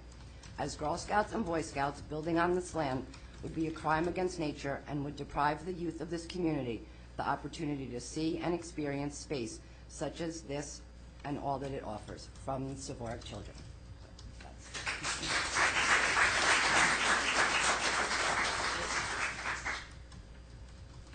Tim Clemenson, 5 Beechnut Street in Hillsdale. I'm privileged to live right on the cusp of this property. I don't think I can add anything more from the passionate voices that you've heard, and I don't think anybody would object to this.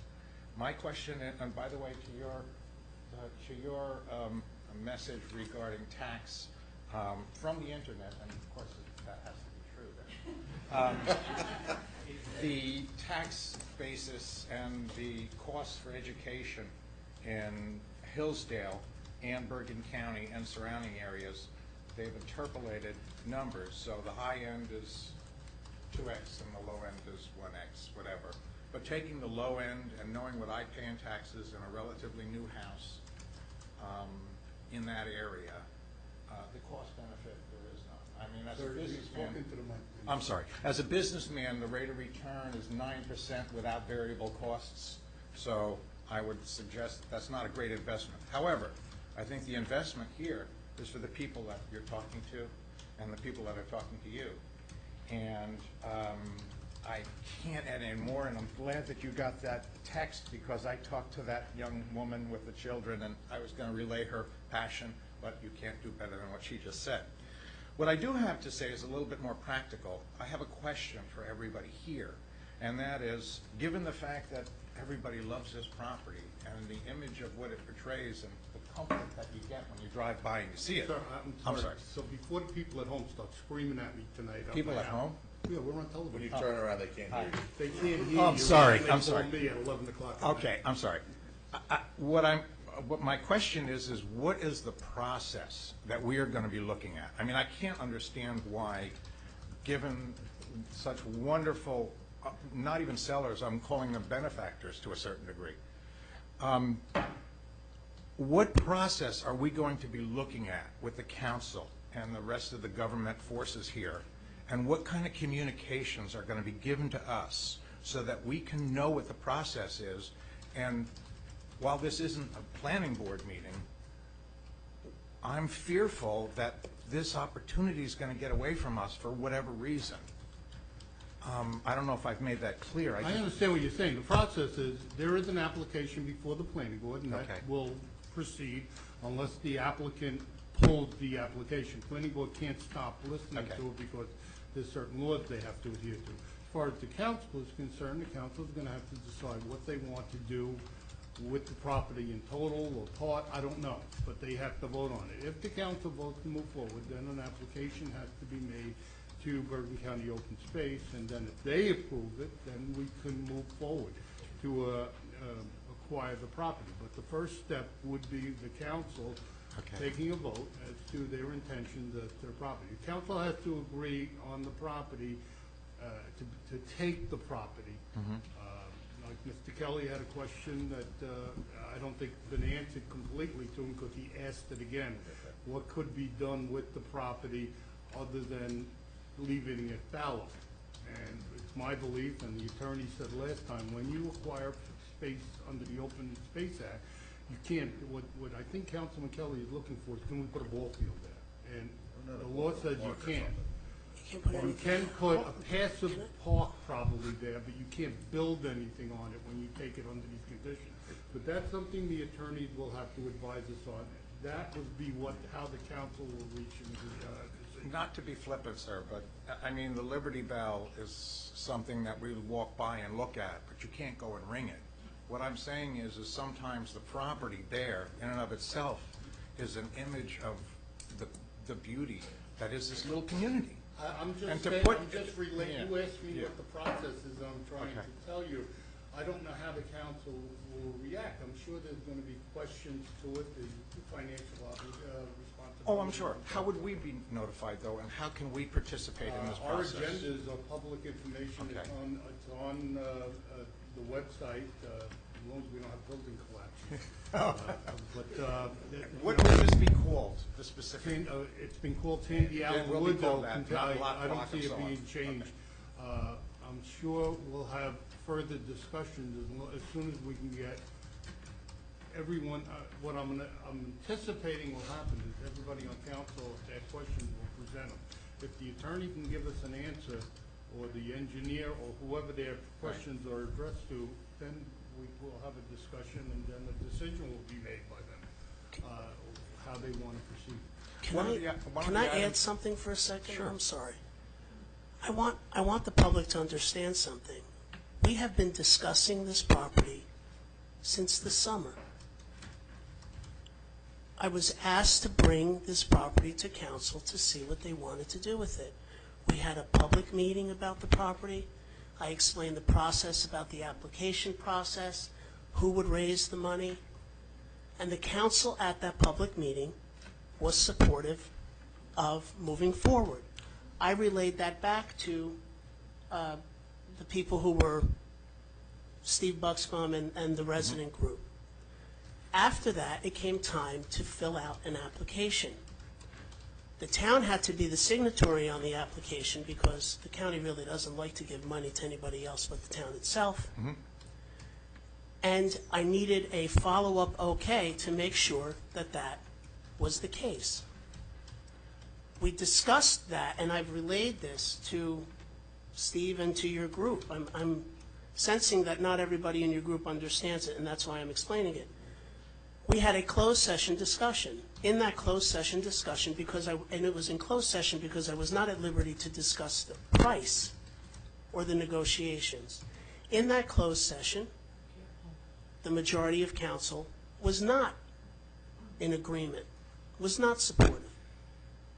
I answered all the questions. You cannot do anything else with this property. I asked about a ball field, a park, or whatever. When you're getting money from this, for this type of thing, it is to stay as open space, fully open space. No, I'm just, for your benefit and for everybody out there, for the people out there in TV land, we have been having a discussion about this property since the summer. This outpour is a result, I would believe, of my going back and telling Steve and everyone else in your group that there was a change of heart up here. So I want you to understand that it's not as if the discussions are going to begin tonight. They've already been had. I appreciate that. And I want to make that clear to everybody out there, because I'm feeling a little uncomfortable up here thinking that people out there don't understand what happened.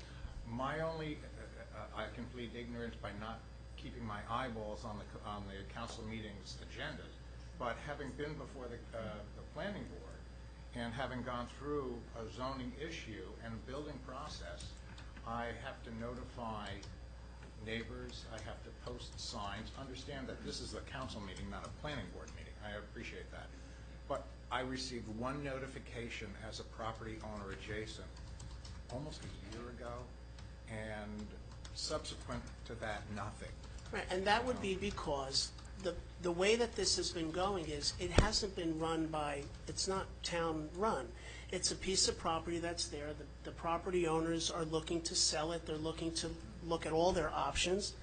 And the entities that were going to purchase the property were the New Jersey Land Conservancy, or the Land Conservancy of New Jersey, and Bergen Swan. They were going to negotiate with the property owner. They were going to come up with a price, and they were going to see if they could purchase it. At that time, when the property was purchased, we were going to do an application. Not we, the town. The group was going to do the application. We were going to sign it. And that's what I asked council early on in the beginning of the summer. Would you be willing to support this project? It's really no cost to the town but for the maintenance on the project. Then yes, you do lose tax revenue. Toward the end of the summer, it came time that they had negotiated with the property owners. The property owners have a preference of selling it so that it's designated as open space. And it came time to do the application. I had to come back to council and I had to explain that, and I had to say to council, are you still willing to take ownership of the property? At that time, the majority of this council was not willing.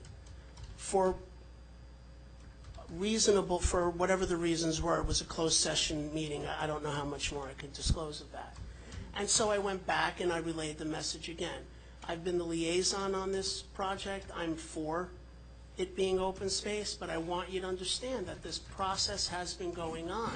That somewhere, it started off being supportive up here, and then it changed. And so now we're having to deal with the result. I appreciate that. My question was, what can we do going forward from tonight? I think that, the mayor, explained, if the council has had a change of heart and wishes to take another vote on it, they can do that. But that, other than that, you're sort of responding to a lack of support. No, wait. I'm finished. I've taken up enough time. Thank you very much. I want to make sure everyone has an opportunity to speak that didn't speak. If not, Mr. Buckthorn, do you want to speak, or do you want to let that? I just want to say, You have to give your name and address. Mikey Drummond, 840 Hillsdale Avenue, 31-year resident. I also had the pleasure of raising a family by these beautiful woods. I have a little bit. I just want to understand, I believe this should be an open discussion, and I have this terrible feeling like a decision has been made, yet we just handed out information tonight. So I am truly requesting an openness and an opportunity that what was said tonight is listened to, and then is it, if it's a reconsideration or a consideration, that... There's been no official vote on this. Okay. There was a straw poll taken of what the council thought. That was it. There's been no official vote. And all votes like this have to be taken in public. Okay. So again, I think some of this is process. I am not 100% familiar with you. I am sure that there will be another discussion in public, as long as we're not negotiating and the attorney allows us. Right. You know, we have to separate what we can or cannot talk about. But I'm sure that there's fuel for the fire that was presented tonight. So I'm sorry, as I understand it then, the decision is not made, this is open forum, and there is time to consider what has been brought forward There's tonight. always time. I mean, Well, there's a little bit of... The time limitations will be getting the grant. That's what's going to spur the whole thing. Right. We are all bound by time constraints, so I respectfully understand. And I just was trying to understand where we stand tonight and that we have a chance to move it forward. So I will review kind of what others have said, but I think that we have a beautiful natural open space. We have a very unique opportunity to take advantage of preserving that. Tandy Woods is known in town. You've heard kind of the testimony. This is an opportunity that should not be squandered. We don't get this. This is a gift. And I really believe that we should take it gracefully and use it and have it and preserve it. It's a legacy. It will go down in memory. It can have a dedication to Mark Becker, who put his heart and soul into starting to get this to happen. It's a way to pay tribute and honor. We have very little open space anymore. And I would just like to speak to being a Hillsdale Avenue resident. The traffic on Hillsdale Avenue, easily mornings and afternoons, the time periods are extending. I can go through a series of almost 4 to 5 lights to come into my driveway that I have to wait because the traffic has gotten so congested. There's a dangerous bend in that road. It's a blind spot. If you've never tried to pull out of it, you're welcome to kind of do one of those K-turns in our driveway. Try and get out. You almost have to come out forward. You can never really back up. So I would like that, the safety and kind of traffic concerns recognized. I also think that flooding in Hillsdale is something we have to look at. It's a known kind of problem for the town. Any reconfiguration of that land is going to push the water that is there into someone's home, be it mine, be it someone in the back, and it will affect our town as well as whatever we've done to that water flow downstream as well. So it's not a simple 1 or 2 house problem. It's really a big issue that we need to look at. So I just respectfully ask you to thoughtfully and carefully consider this opportunity that we have that is legacy for us now, for our children, for new Hillsdale residents. It's an opportunity for them to have a reason to move in, that the town preserves open space and kind of respects the natural setting that we have. Thank you.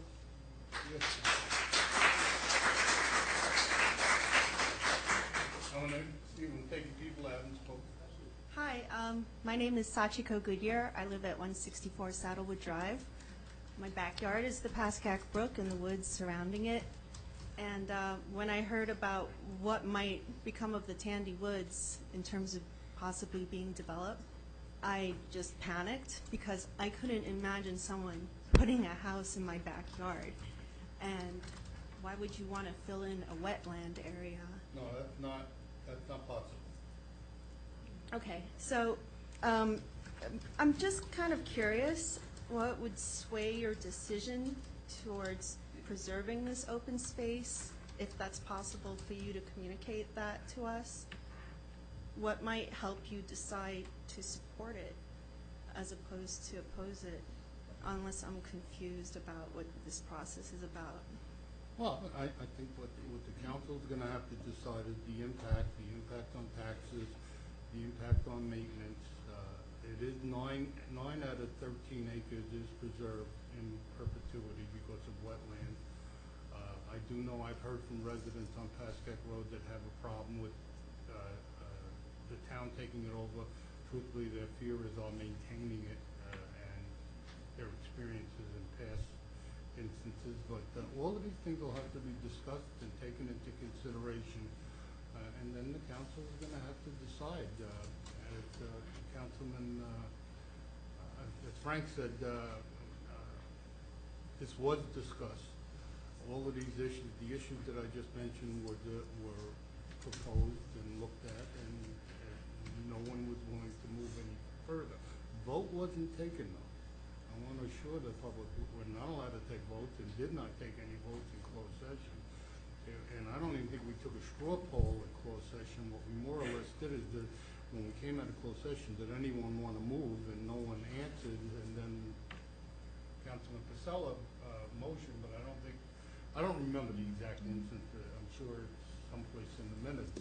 But we did not take a vote, an official vote in closed session. That's not something we're allowed to do. So all of these issues will have to be looked at. And the council, it's not my decision, it's the council's. I have input, but the council will have to vote. 5 out of 6 will vote. Councilman Meissen is reclused himself because of he has interest in it. It's his business, and he's not allowed, but he feels he's not allowed, and the attorney agrees with him. But he was part of the discussion in closed. Why was this? He participated in the discussion. I'd like to make a comment. One of my concerns was, and we talked about the loss of tax revenue, but we have bigger financial problems facing us in the next year than that. My concern was that I felt for a long time that Hillsdale needs a community center. And we, a number of years ago, we were looking at, the town looked at moving the library to that piece of property. And when we had the discussion, I kept thinking, well, if we're going to build a community center, which most towns in the area have, that might be a good property for it. Well, I was dissuaded of that in our meeting because I found out that the regulations have changed since the time that was proposed, and now we wouldn't be able to develop as much of the land. I forget what the... Actually, what happened last time, we made an offer to the owners of the property back then when we were going to put the library there to maintain the 9 and allow us to build on the 3. We were going to purchase, the town was going to purchase, not through grant money, through open space grant money, but library grant money to build the library there, and meeting hall and everything, and there was a referendum on that, and it failed. And my point, though, I don't think you understood my point. My point was that I was told in our closed session meeting that the regulations and state requirements that existed back when we were going to look at moving the library there have changed. That it would not be possible to build anything now. Well, we weren't looking at the same grant. I wasn't looking at the grant at all. All I was talking about is would that be a feasible location You for a could community build center? on the front 3 acres, and that's what's before the planning board. But I don't think it would be significant enough for us to make it into a usable. No, not what you're looking for. Moot point to me. Okay, and I also want to speak on behalf of my son, who we kept here way past his bedtime because he felt very strongly. He had something to say to the council. He wanted to beg you to please consider not cutting down his trees, because it may look like a messy woodlot to you, but to him, it's a world unto itself. And it's a place to play, and he loves nature, and he, loves all the things that live in those woods, the turkeys and the deer and the frogs and the blue heron and whatever else is in there. They're wonderful. I just prepared a statement, and I may as well read it to you since I'm up here. My family moved here from Jersey City 4 years ago to escape the city. We're so tired of being overcrowded, and the main attraction for us was the woods and the Pascack Brook. And, The open spaces of Hillsdale offer for us a sanctuary from the overdeveloped world. And we're always delighted when a family of deer or a flock of wild turkey graces our yard, and they are always welcome guests.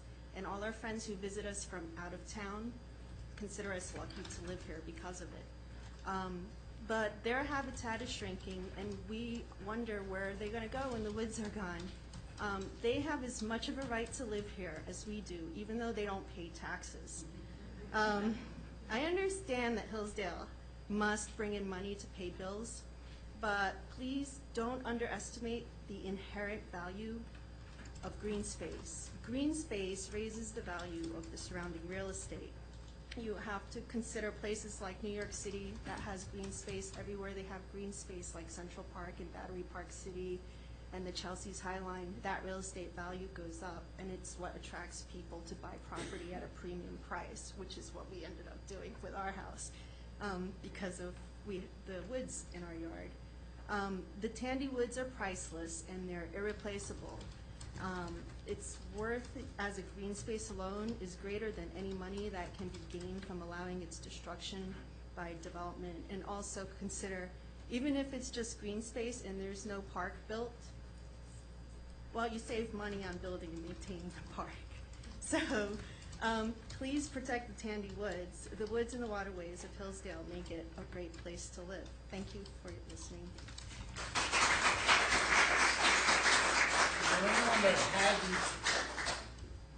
I'm Meredith Cates, 140 Sebastian Court. I just want to say I'm not speaking as chair of the Environmental Commission, although we are open space advisors, so it's pretty obvious where we would stand. Every time I come into this room for the past 8 months or so, I look at this seat right there, because the last night Mark Becker was alive, he sat in that seat, and the last night of his life he was in here fighting and caring about Hillsdale, and his last conversation was about this. I don't know how Lori could be here doing what she's doing in her year of mourning, but it's because she feels it's this important, and we certainly do too.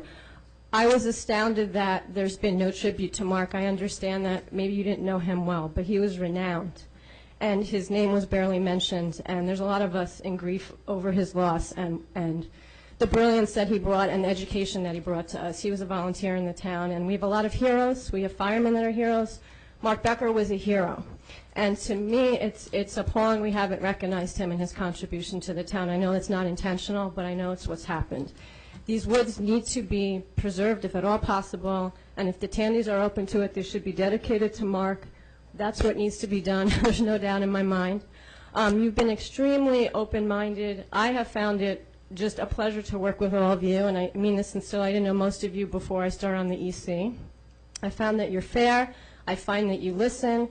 I find that even if we disagree, it's done courteously, and you ask very important questions, and I enjoy this process. So I think you're all asking really important questions, and I know that they can be addressed because I know that Lori and her colleagues have a history of working these issues through, and she has probably all the answers you need. But my concern is that this process was started in June, and we thought that we had support for this issue.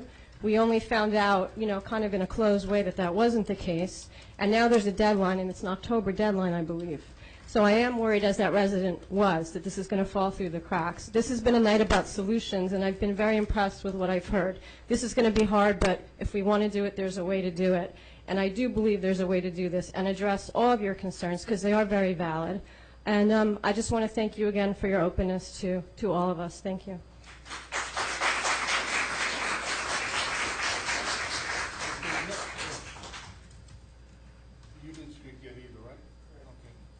Laura Calabria, 250 Everdell Avenue in Hillsdale. It was not my intention to speak this evening, and I'm not speaking with regard to the Tandy Allen property because I don't think it's appropriate. I'm also the chairwoman of the Hillsdale Planning and Zoning Board. But I'm here to respectfully just correct something that you said, Mayor. You apparently know more than I do. The Planning Board, just for the edification of the people in this room and the people who are watching on camera, when an application is deemed complete, that's when I know about it, and that's when the board knows about it. And what that means is if somebody is interested in seeking relief from the Planning or Zoning Board, they fill out the appropriate paperwork and they supply the appropriate plans, and it's up to the Planning Board engineer and in this case it would be Krista Teal, to deem the application complete. And when that occurs, it's on my agenda. And when it's on my agenda, we take a look at it and we schedule it for a future date. To my knowledge, the Tandy property has not been deemed complete, so my board does not know about it, and we have not assigned it an application date. So that's the purpose for my speaking. This is the only reason for my speaking. The only reason I said that, but one of the residents said he received notification, so I assumed that they were moving forward. I did not know that. Yeah, like I said, okay. Everybody knows more than I do. Your application has not been deemed complete. The planning board is not aware. So anyway, I'm just speaking excuse me, I'm not finished. I'm just speaking to respectfully correct you, Mayor, and I am not speaking in support or in denial of the Tandy Allen property. I'm simply here as a resident. Yes? Just on a question, didn't we see something, was it an introduction, or didn't we see something on plans for 3 houses? What happened was, about 8 months ago, on a planning board agenda for one evening, under deemed complete, we had three applications. And when it came to assigning a date for Tandy, Krista Teal said, that's on there in error, it's not deemed complete. Okay. And he spoke to it maybe for about 30 seconds, and then that was it. He stated the reasons why it wasn't complete. The applicant had said they're moving forward, whatever the planning board process is, that's their process. And once it's deemed complete, there is a time frame that the planning board must, by law, unless the applicant, correct me if I'm wrong, unless the applicant changes something or proves delaying, you must move forward in a certain amount of time. I don't remember the 90 days or something like that. I would have to ask my professionals that question. I really don't know. Okay. All right. Yes, sir. He hasn't spoken yet either.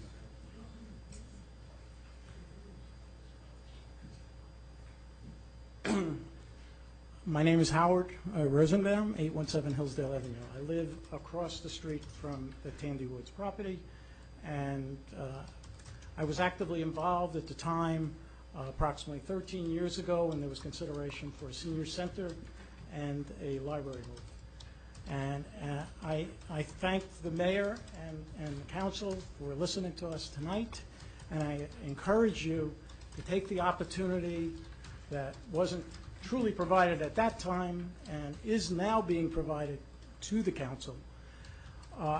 I would remind everybody that back approximately 13 years ago, the town as a whole voted on whether they wanted development of the property, and they voted it down. So I want you to remember that when you consider your decision to accept the property as open space, as we discussed back then. Thank you very much. We talked about this already, right? This issue. So, if there's no one that hasn't spoken, Mr. Bucksbaum's been waiting. You'll be next, and then you'll go after this young lady. Thank you. Steve Bucksbaum, 45 Crestwood Place. Councilman Kelly, just to respond to your question, I think there's possibilities for creating a wooden walkway, through the wet area. I think there are possibilities to open it up for, this kind of passive, enjoyment of the 9 acres. Obviously, there's no room for a ball field. There's no parking. There's no all that kind of stuff. But I think it's not just 9 acres of wet and that's it. Okay. No, and it's all 12 acres that I think we're concerned about. Well, it's the whole 12, 3 of which are fairly upland and dry. I've been kind of waiting for you to go because I know you've been involved with this from day Sure. one, and I don't know if you can answer all my questions. And we do have, I know I'm not the only one here with a lot of questions, and it'd be really easy for me to stand up and go, yes, this is good, this is what I want. I'm with you all the way. It'd be great for my election coming up, but listen, that's not really, I have to ask the questions and I have to be responsible to know what I'm voting for, not just, yes, it sounds good, yes, I'm for you. I'm going to ask the questions I have, and I need the answers. I can't just go, someone says it.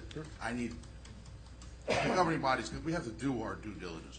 And one of the things I asked of Frank when he came up was, what if we do purchase this property, or if they purchase the property and gift it to the borough, which is the way I understood it, what can we do with it? Can we use it for passive recreation? What exactly are the restrictions? And to my understanding, that evening, it was nothing, you can't touch it. Well, and listen, either way, until we decide, yes, that's what it is, no, it's not. Plus, there's also was questions of what's on the property. Is the borough going to have liability down the road if we take it over, with things that are there? We don't know. There's probably not, but I don't know what happened 50 years ago with that property. And this is a concern coming from the attorney that I've never thought of, because I've never dealt with stuff like this. And we just have questions. I'm not saying I'm against it. All right, I actually would much prefer to have more open space in Hillsdale. I'm a hiker, I fish, I do stuff like that. I love it. I'd love to have more space like that. There's just questions we have, and we need to get these answered.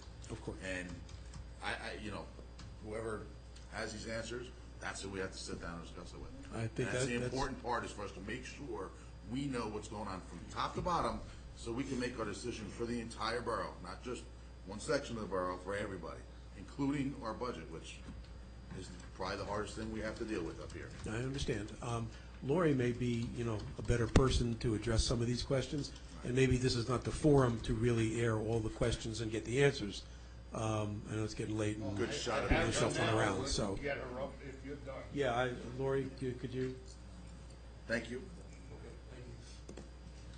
You got to give your name and address again. I'm sorry. Okay. It's okay. Again, Lori Charkey, 141 Demorest Avenue. I just wanted to address what Councilman Frank said before about the change of regulation. You may be referring to Category 1 waterways.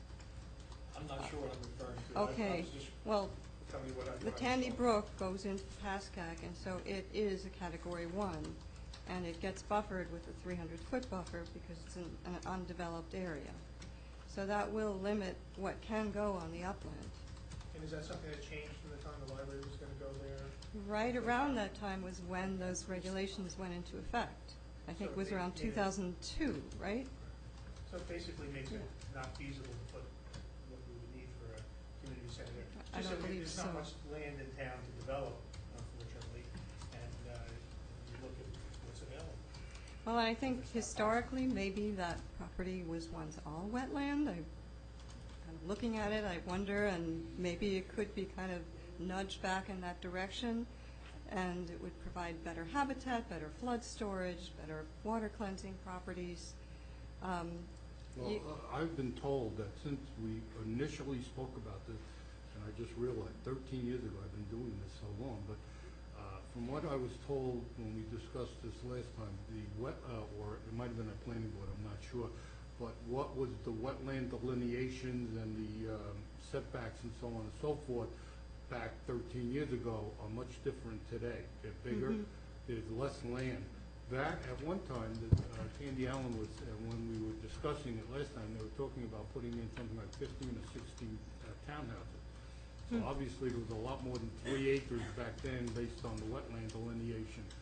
So now they're talking about 3 houses, I believe it is, which, based on the zonage there, and what was said, it's about 3 acres out of the 12. Correct. But so that tells me that if they're going to develop it, that means 9 acres cannot be built on because of wetland or the wetland buffers. Well, and also because you don't want to displace that ability to stop up the water and cause more flooding in the surrounding homes and But that's the downstream. buffers and all that. Right, So they exactly. can only develop the front end of it at only 3 acres in the front. Before, when we were talking about, they were talking about cul-de-sacs and driveways and the whole Well, mishmash those of were the stuff. dark ages. Hopefully, Yeah. we've come a long way. But a different vision of that upland would be as a meadow, as a really beautiful meadow, not just a pile of weeds, but something that would attract and help out pollinators that are struggling these days. And it could really be a showpiece for the town. I just wanted to also talk about the looming deadline, because I'm on the Open Space Advisory Committee from pretty much day one. It's October 31st, and the clock is ticking.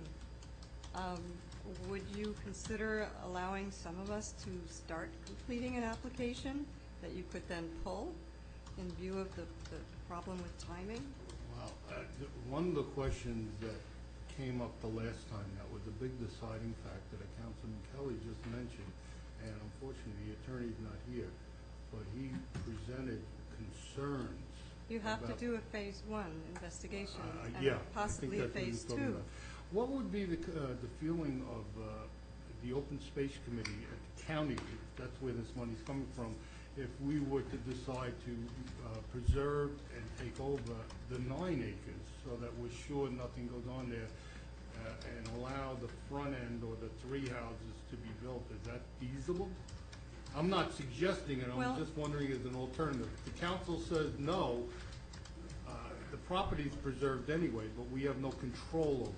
I want to don't tell you know. about some other work that I do, and I'll try to be quick about this. But that 2009 settlement that generated the $1 million at the Green Acres level with the water company, that involved looking into all of their properties and finding out how they were being stewarded and where were their violations occurring. This is something that we struggle with them with every single time we meet, every quarter. People who live adjacent to these properties, unfortunately, I'm not talking about people in the room, but unfortunately, some people will take advantage, and they will not consider that those wetlands are wetlands. And they'll extend their lawns and their shrubbery and their grass. Excuse me, I said that twice. They will maybe dump, build a clubhouse, swimming pool. We've had garages built on water company land, parking lots. It's But just that's very not this tempting. property you're referring to. You're No, talking I'm about in just general. telling you that this is an ongoing issue. Yeah. And that wetland property is to the back, and not many people see what's going on there. Ideally, 12 acres is a lot better than 9, if you can save open space. And it's a lot closer to 15, which is the limit that the county can acquire. I'm just throwing out an idea to maintain something versus nothing. And the Yeah. benefits of the town taking, and this is what the council will have to decide. The town taking it over and being responsible for it versus a private homeowner taking it over and their response. I don't know. I don't know the answers to these things. I'm just trying to look at all the alternatives. I understand. And then decide. If the town were to take it over, I would insist on a means of access that we could put some sort of path. When we were talking about the library, then we were talking about walking paths and benches. Well, as long as you respect the wetlands and they continue to function and Yeah, I mean, you well, it's work not a around question of habitat. respecting the wetlands. From what I understand, the law is very specific. We have no choice but to respect the wetlands as a community. That's where I'm saying, if we take it over, it would be the responsibility of the town, and we have to follow the laws that are set by the state and federal government. If a private homeowner takes it over, we have the swimming pool, and we have the grass, and we have the bushes and the extended. So that's one of the things that's gonna have to be decided. So, okay, yes, there's a problem with taking it over because of this, and this, but then there's this, and the other, there's alternatives. And I'm just saying to you and to the neighbors over there, let's look at something versus nothing. If it's nothing, it's nothing. But if there's a way of getting something, or all, Yeah. we should look at all alternatives. Well, I guess That's all I'm I can thinking say. that. As far as the deadline is concerned, I can't move it forward. I really need the input of the attorney, borough attorney. But understand also, you can have your public meeting after you submit your application. We often will get the vote, the resolution Okay. late All after right, then I'll put after it our on the first meeting. agenda for next week and see what, I'll reach out to the attorney. If he has a problem with us doing what you're suggesting, then I have to pull it. But, I think moving quickly is a good idea. I have just a few questions, Yeah. and I hope, I don't know if I'm gonna get answers, I'm gonna try anyway. October 31st deadline, let's just imagine we miss it. We have questions, we have procedures, whatever.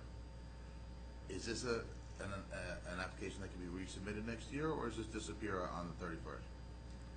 I'm just curious, because you know more about this than I do, so. You have to wait a whole year and get the money from the watershed I think settlements. we have a timing issue. So the timing issue is from the property owner, not the open space fund?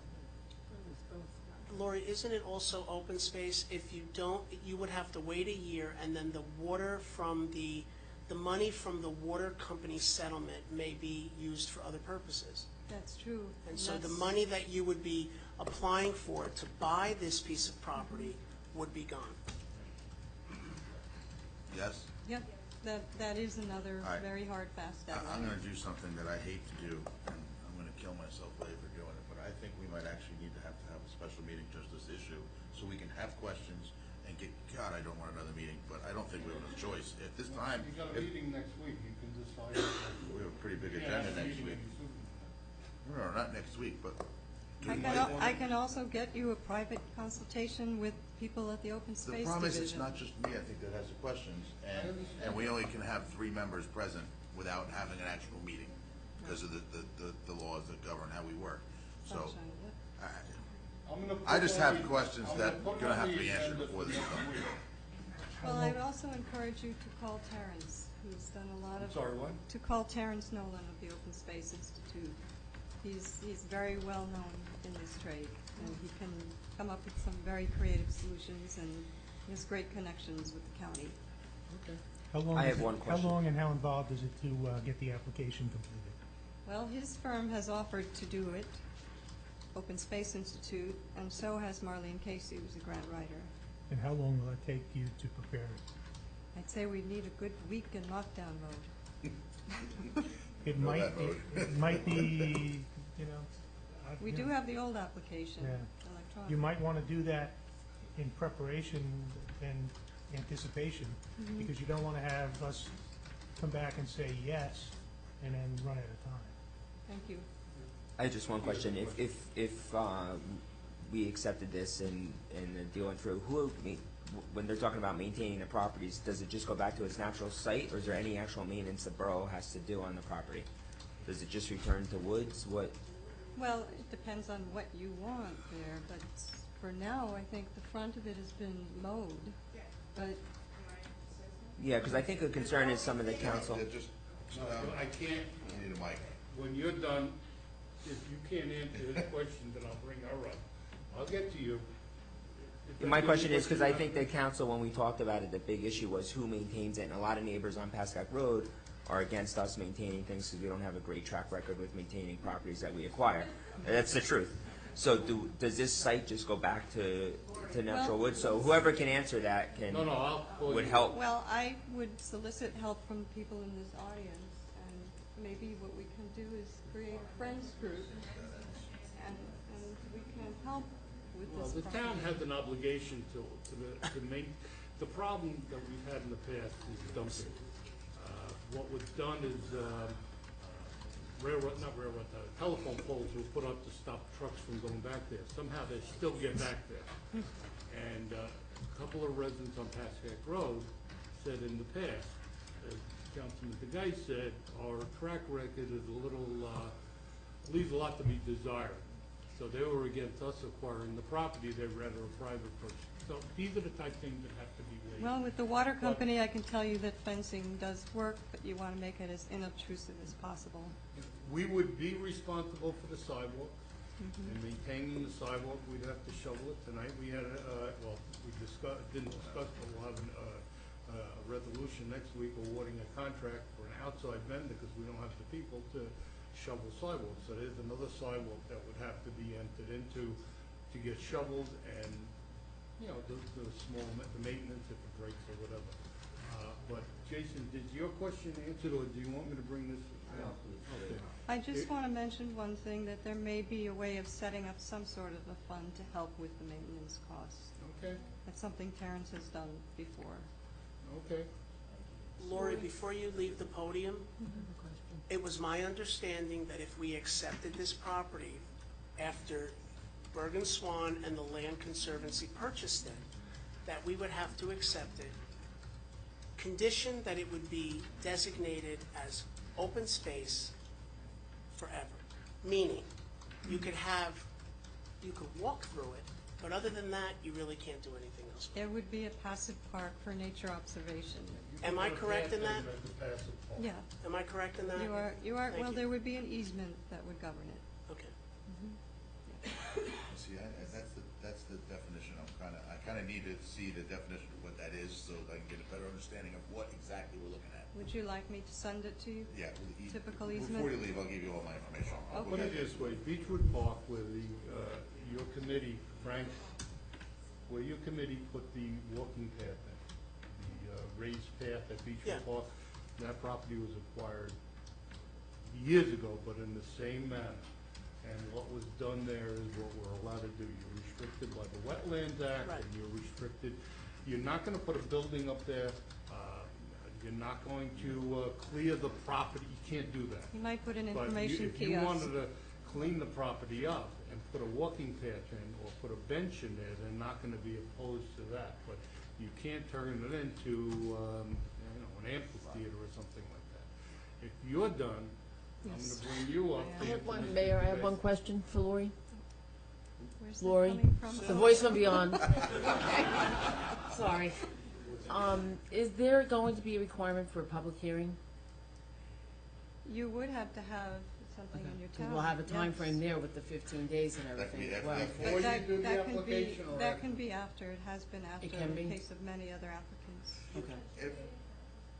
If let's say before this hearing, you do the application, when's the drop dead date for this council to say, yes, we're for it, or no, we're not? We're saying we can go beyond October 31st. How far are we talking? Are we talking months or are we talking days? Well, Robert Abbott-Tamarco at Open Space has to knock on the door for these follow-up pieces of information for several weeks. Okay. I would say you might have a month grace period, the most. So, if I understand, before you sit down, the council can, I could say to you tonight, move forward with your application. There's no cost on the borough's part to do the application. You can pull it if need be. And there's no obligation, short-term, on the part of the council. So we could make the deadline before we have the vote. But I have to, if I'm correct, I understand you by, let's say, the first or second Tuesday in November, well, not Tuesday because of the election, it's a Monday, but you understand. I think it would the first or behoove you- second meeting in November, a Yes. decision would have to be made by the council. Yes, I think it would behoove you in your application to reference that the session is upcoming, at which you're going to address Now, this. you also said, it's been stated, a phase 1 and possibly phase 2. That's the cost of the borough, right? We would have to have that done, and how long does that take? I don't know, that's the I'm not involved, I don't know what's involved in that, so that's why I'm asking. Who's buying the property? Urban Swan? Would they be doing it, or would we be doing The it? purchaser would be the one that would do phase 1, I would think. Well, I think, Well- look, you've got an answer to that, don't you?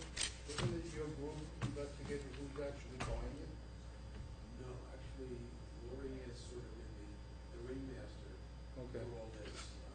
All right, so that's another question. If you don't know the answer tonight, just get it to me when. Environmental drillings. We may be shifting gears to the Open Space Institute to have them. These are just things for you to keep in mind to ask somebody so that we can Right. try and get all these answers. Lori, if you're done, I'll I'll rest my feet, thank you. Why don't you come up? Sorry for and throwing so much you at could you. ask them if there's a guy You gotta give your name and address again, I'm sorry. I like the street, go ahead, say it again. Slowly and So slowly. there, Meredith Tandy Spangenberg, Rue Lejeune, 19, Brussels, Belgium. Not gonna try And and I spell that. have, okay, it's easy. My brother has been listening to this, as I said, our sister wasn't there, and you keep talking about maintenance. And the only maintenance that we have done or have to do on the property is the clearing of the snow when there's snow, and 10 feet in of the cutting of the grass to meet the town regulations. The town has also gone in there, but And cleared we- away debris, but we're not really that supposed someone, to. well, we had put a sign up a couple of years ago that said, Yeah, they no put trespassing. signs up for parking, you Right. heard what happened. It lasted, the sign didn't even last 24 hours. Not only the sign, but the pole was gone. But anyway, and we thought, why bother? People are gonna go there and enjoy it, and they should enjoy it. That's what, green space is for. But the maintenance is minimal, and it's maybe $1,000 a year, if that, depending on the snow and the grass growth. The Not condition the that this thing. town is in because of what recent happened, believe me, Yeah. we're looking at hundreds. Yeah. well, anyway, but if you think of the offset of the taxes, which you said, there's there's tax, the town is not gonna lose any money by not having the taxes from us, because you would have increased tax, but increased costs with families moving in. And it's to me, and I know I'm not a resident here now, but it's a no-brainer. I mean, where else are you going to find 12 acres of land? And I just have a question, because I don't know how the politics work here, how it works. As a council, are you the only ones that decide whether or not the town accepts the land? Yes. That's based on just your... Form of government, yes. Pardon me? The form of government. The form of government, that's the way it works. The majority, 4 out of 6 fall. There's only 5 that are able to vote on it, so it'll be 3 out of 5 have to vote for it.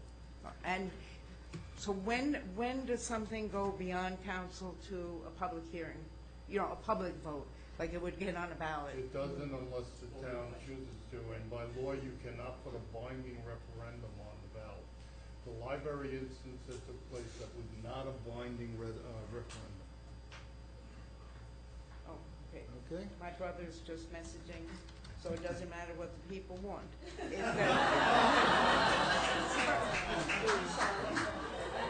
That's not true. It's a very blunt way to put it, but in reality, literally, I mean, in reality, you guys with the way it decide. works, Yeah. even if there was a referendum, it's called a non-binding. So listen, hey, if there happens to be a referendum, which is too late this year, but the council would Makes those either, they decisions. can not follow it at their own peril, because we're all elected, so it's not And often you election see, is in it's not November, often you see a right? referendum like that ignored. I just, I didn't know the way it works, because I haven't lived here in a long, long time.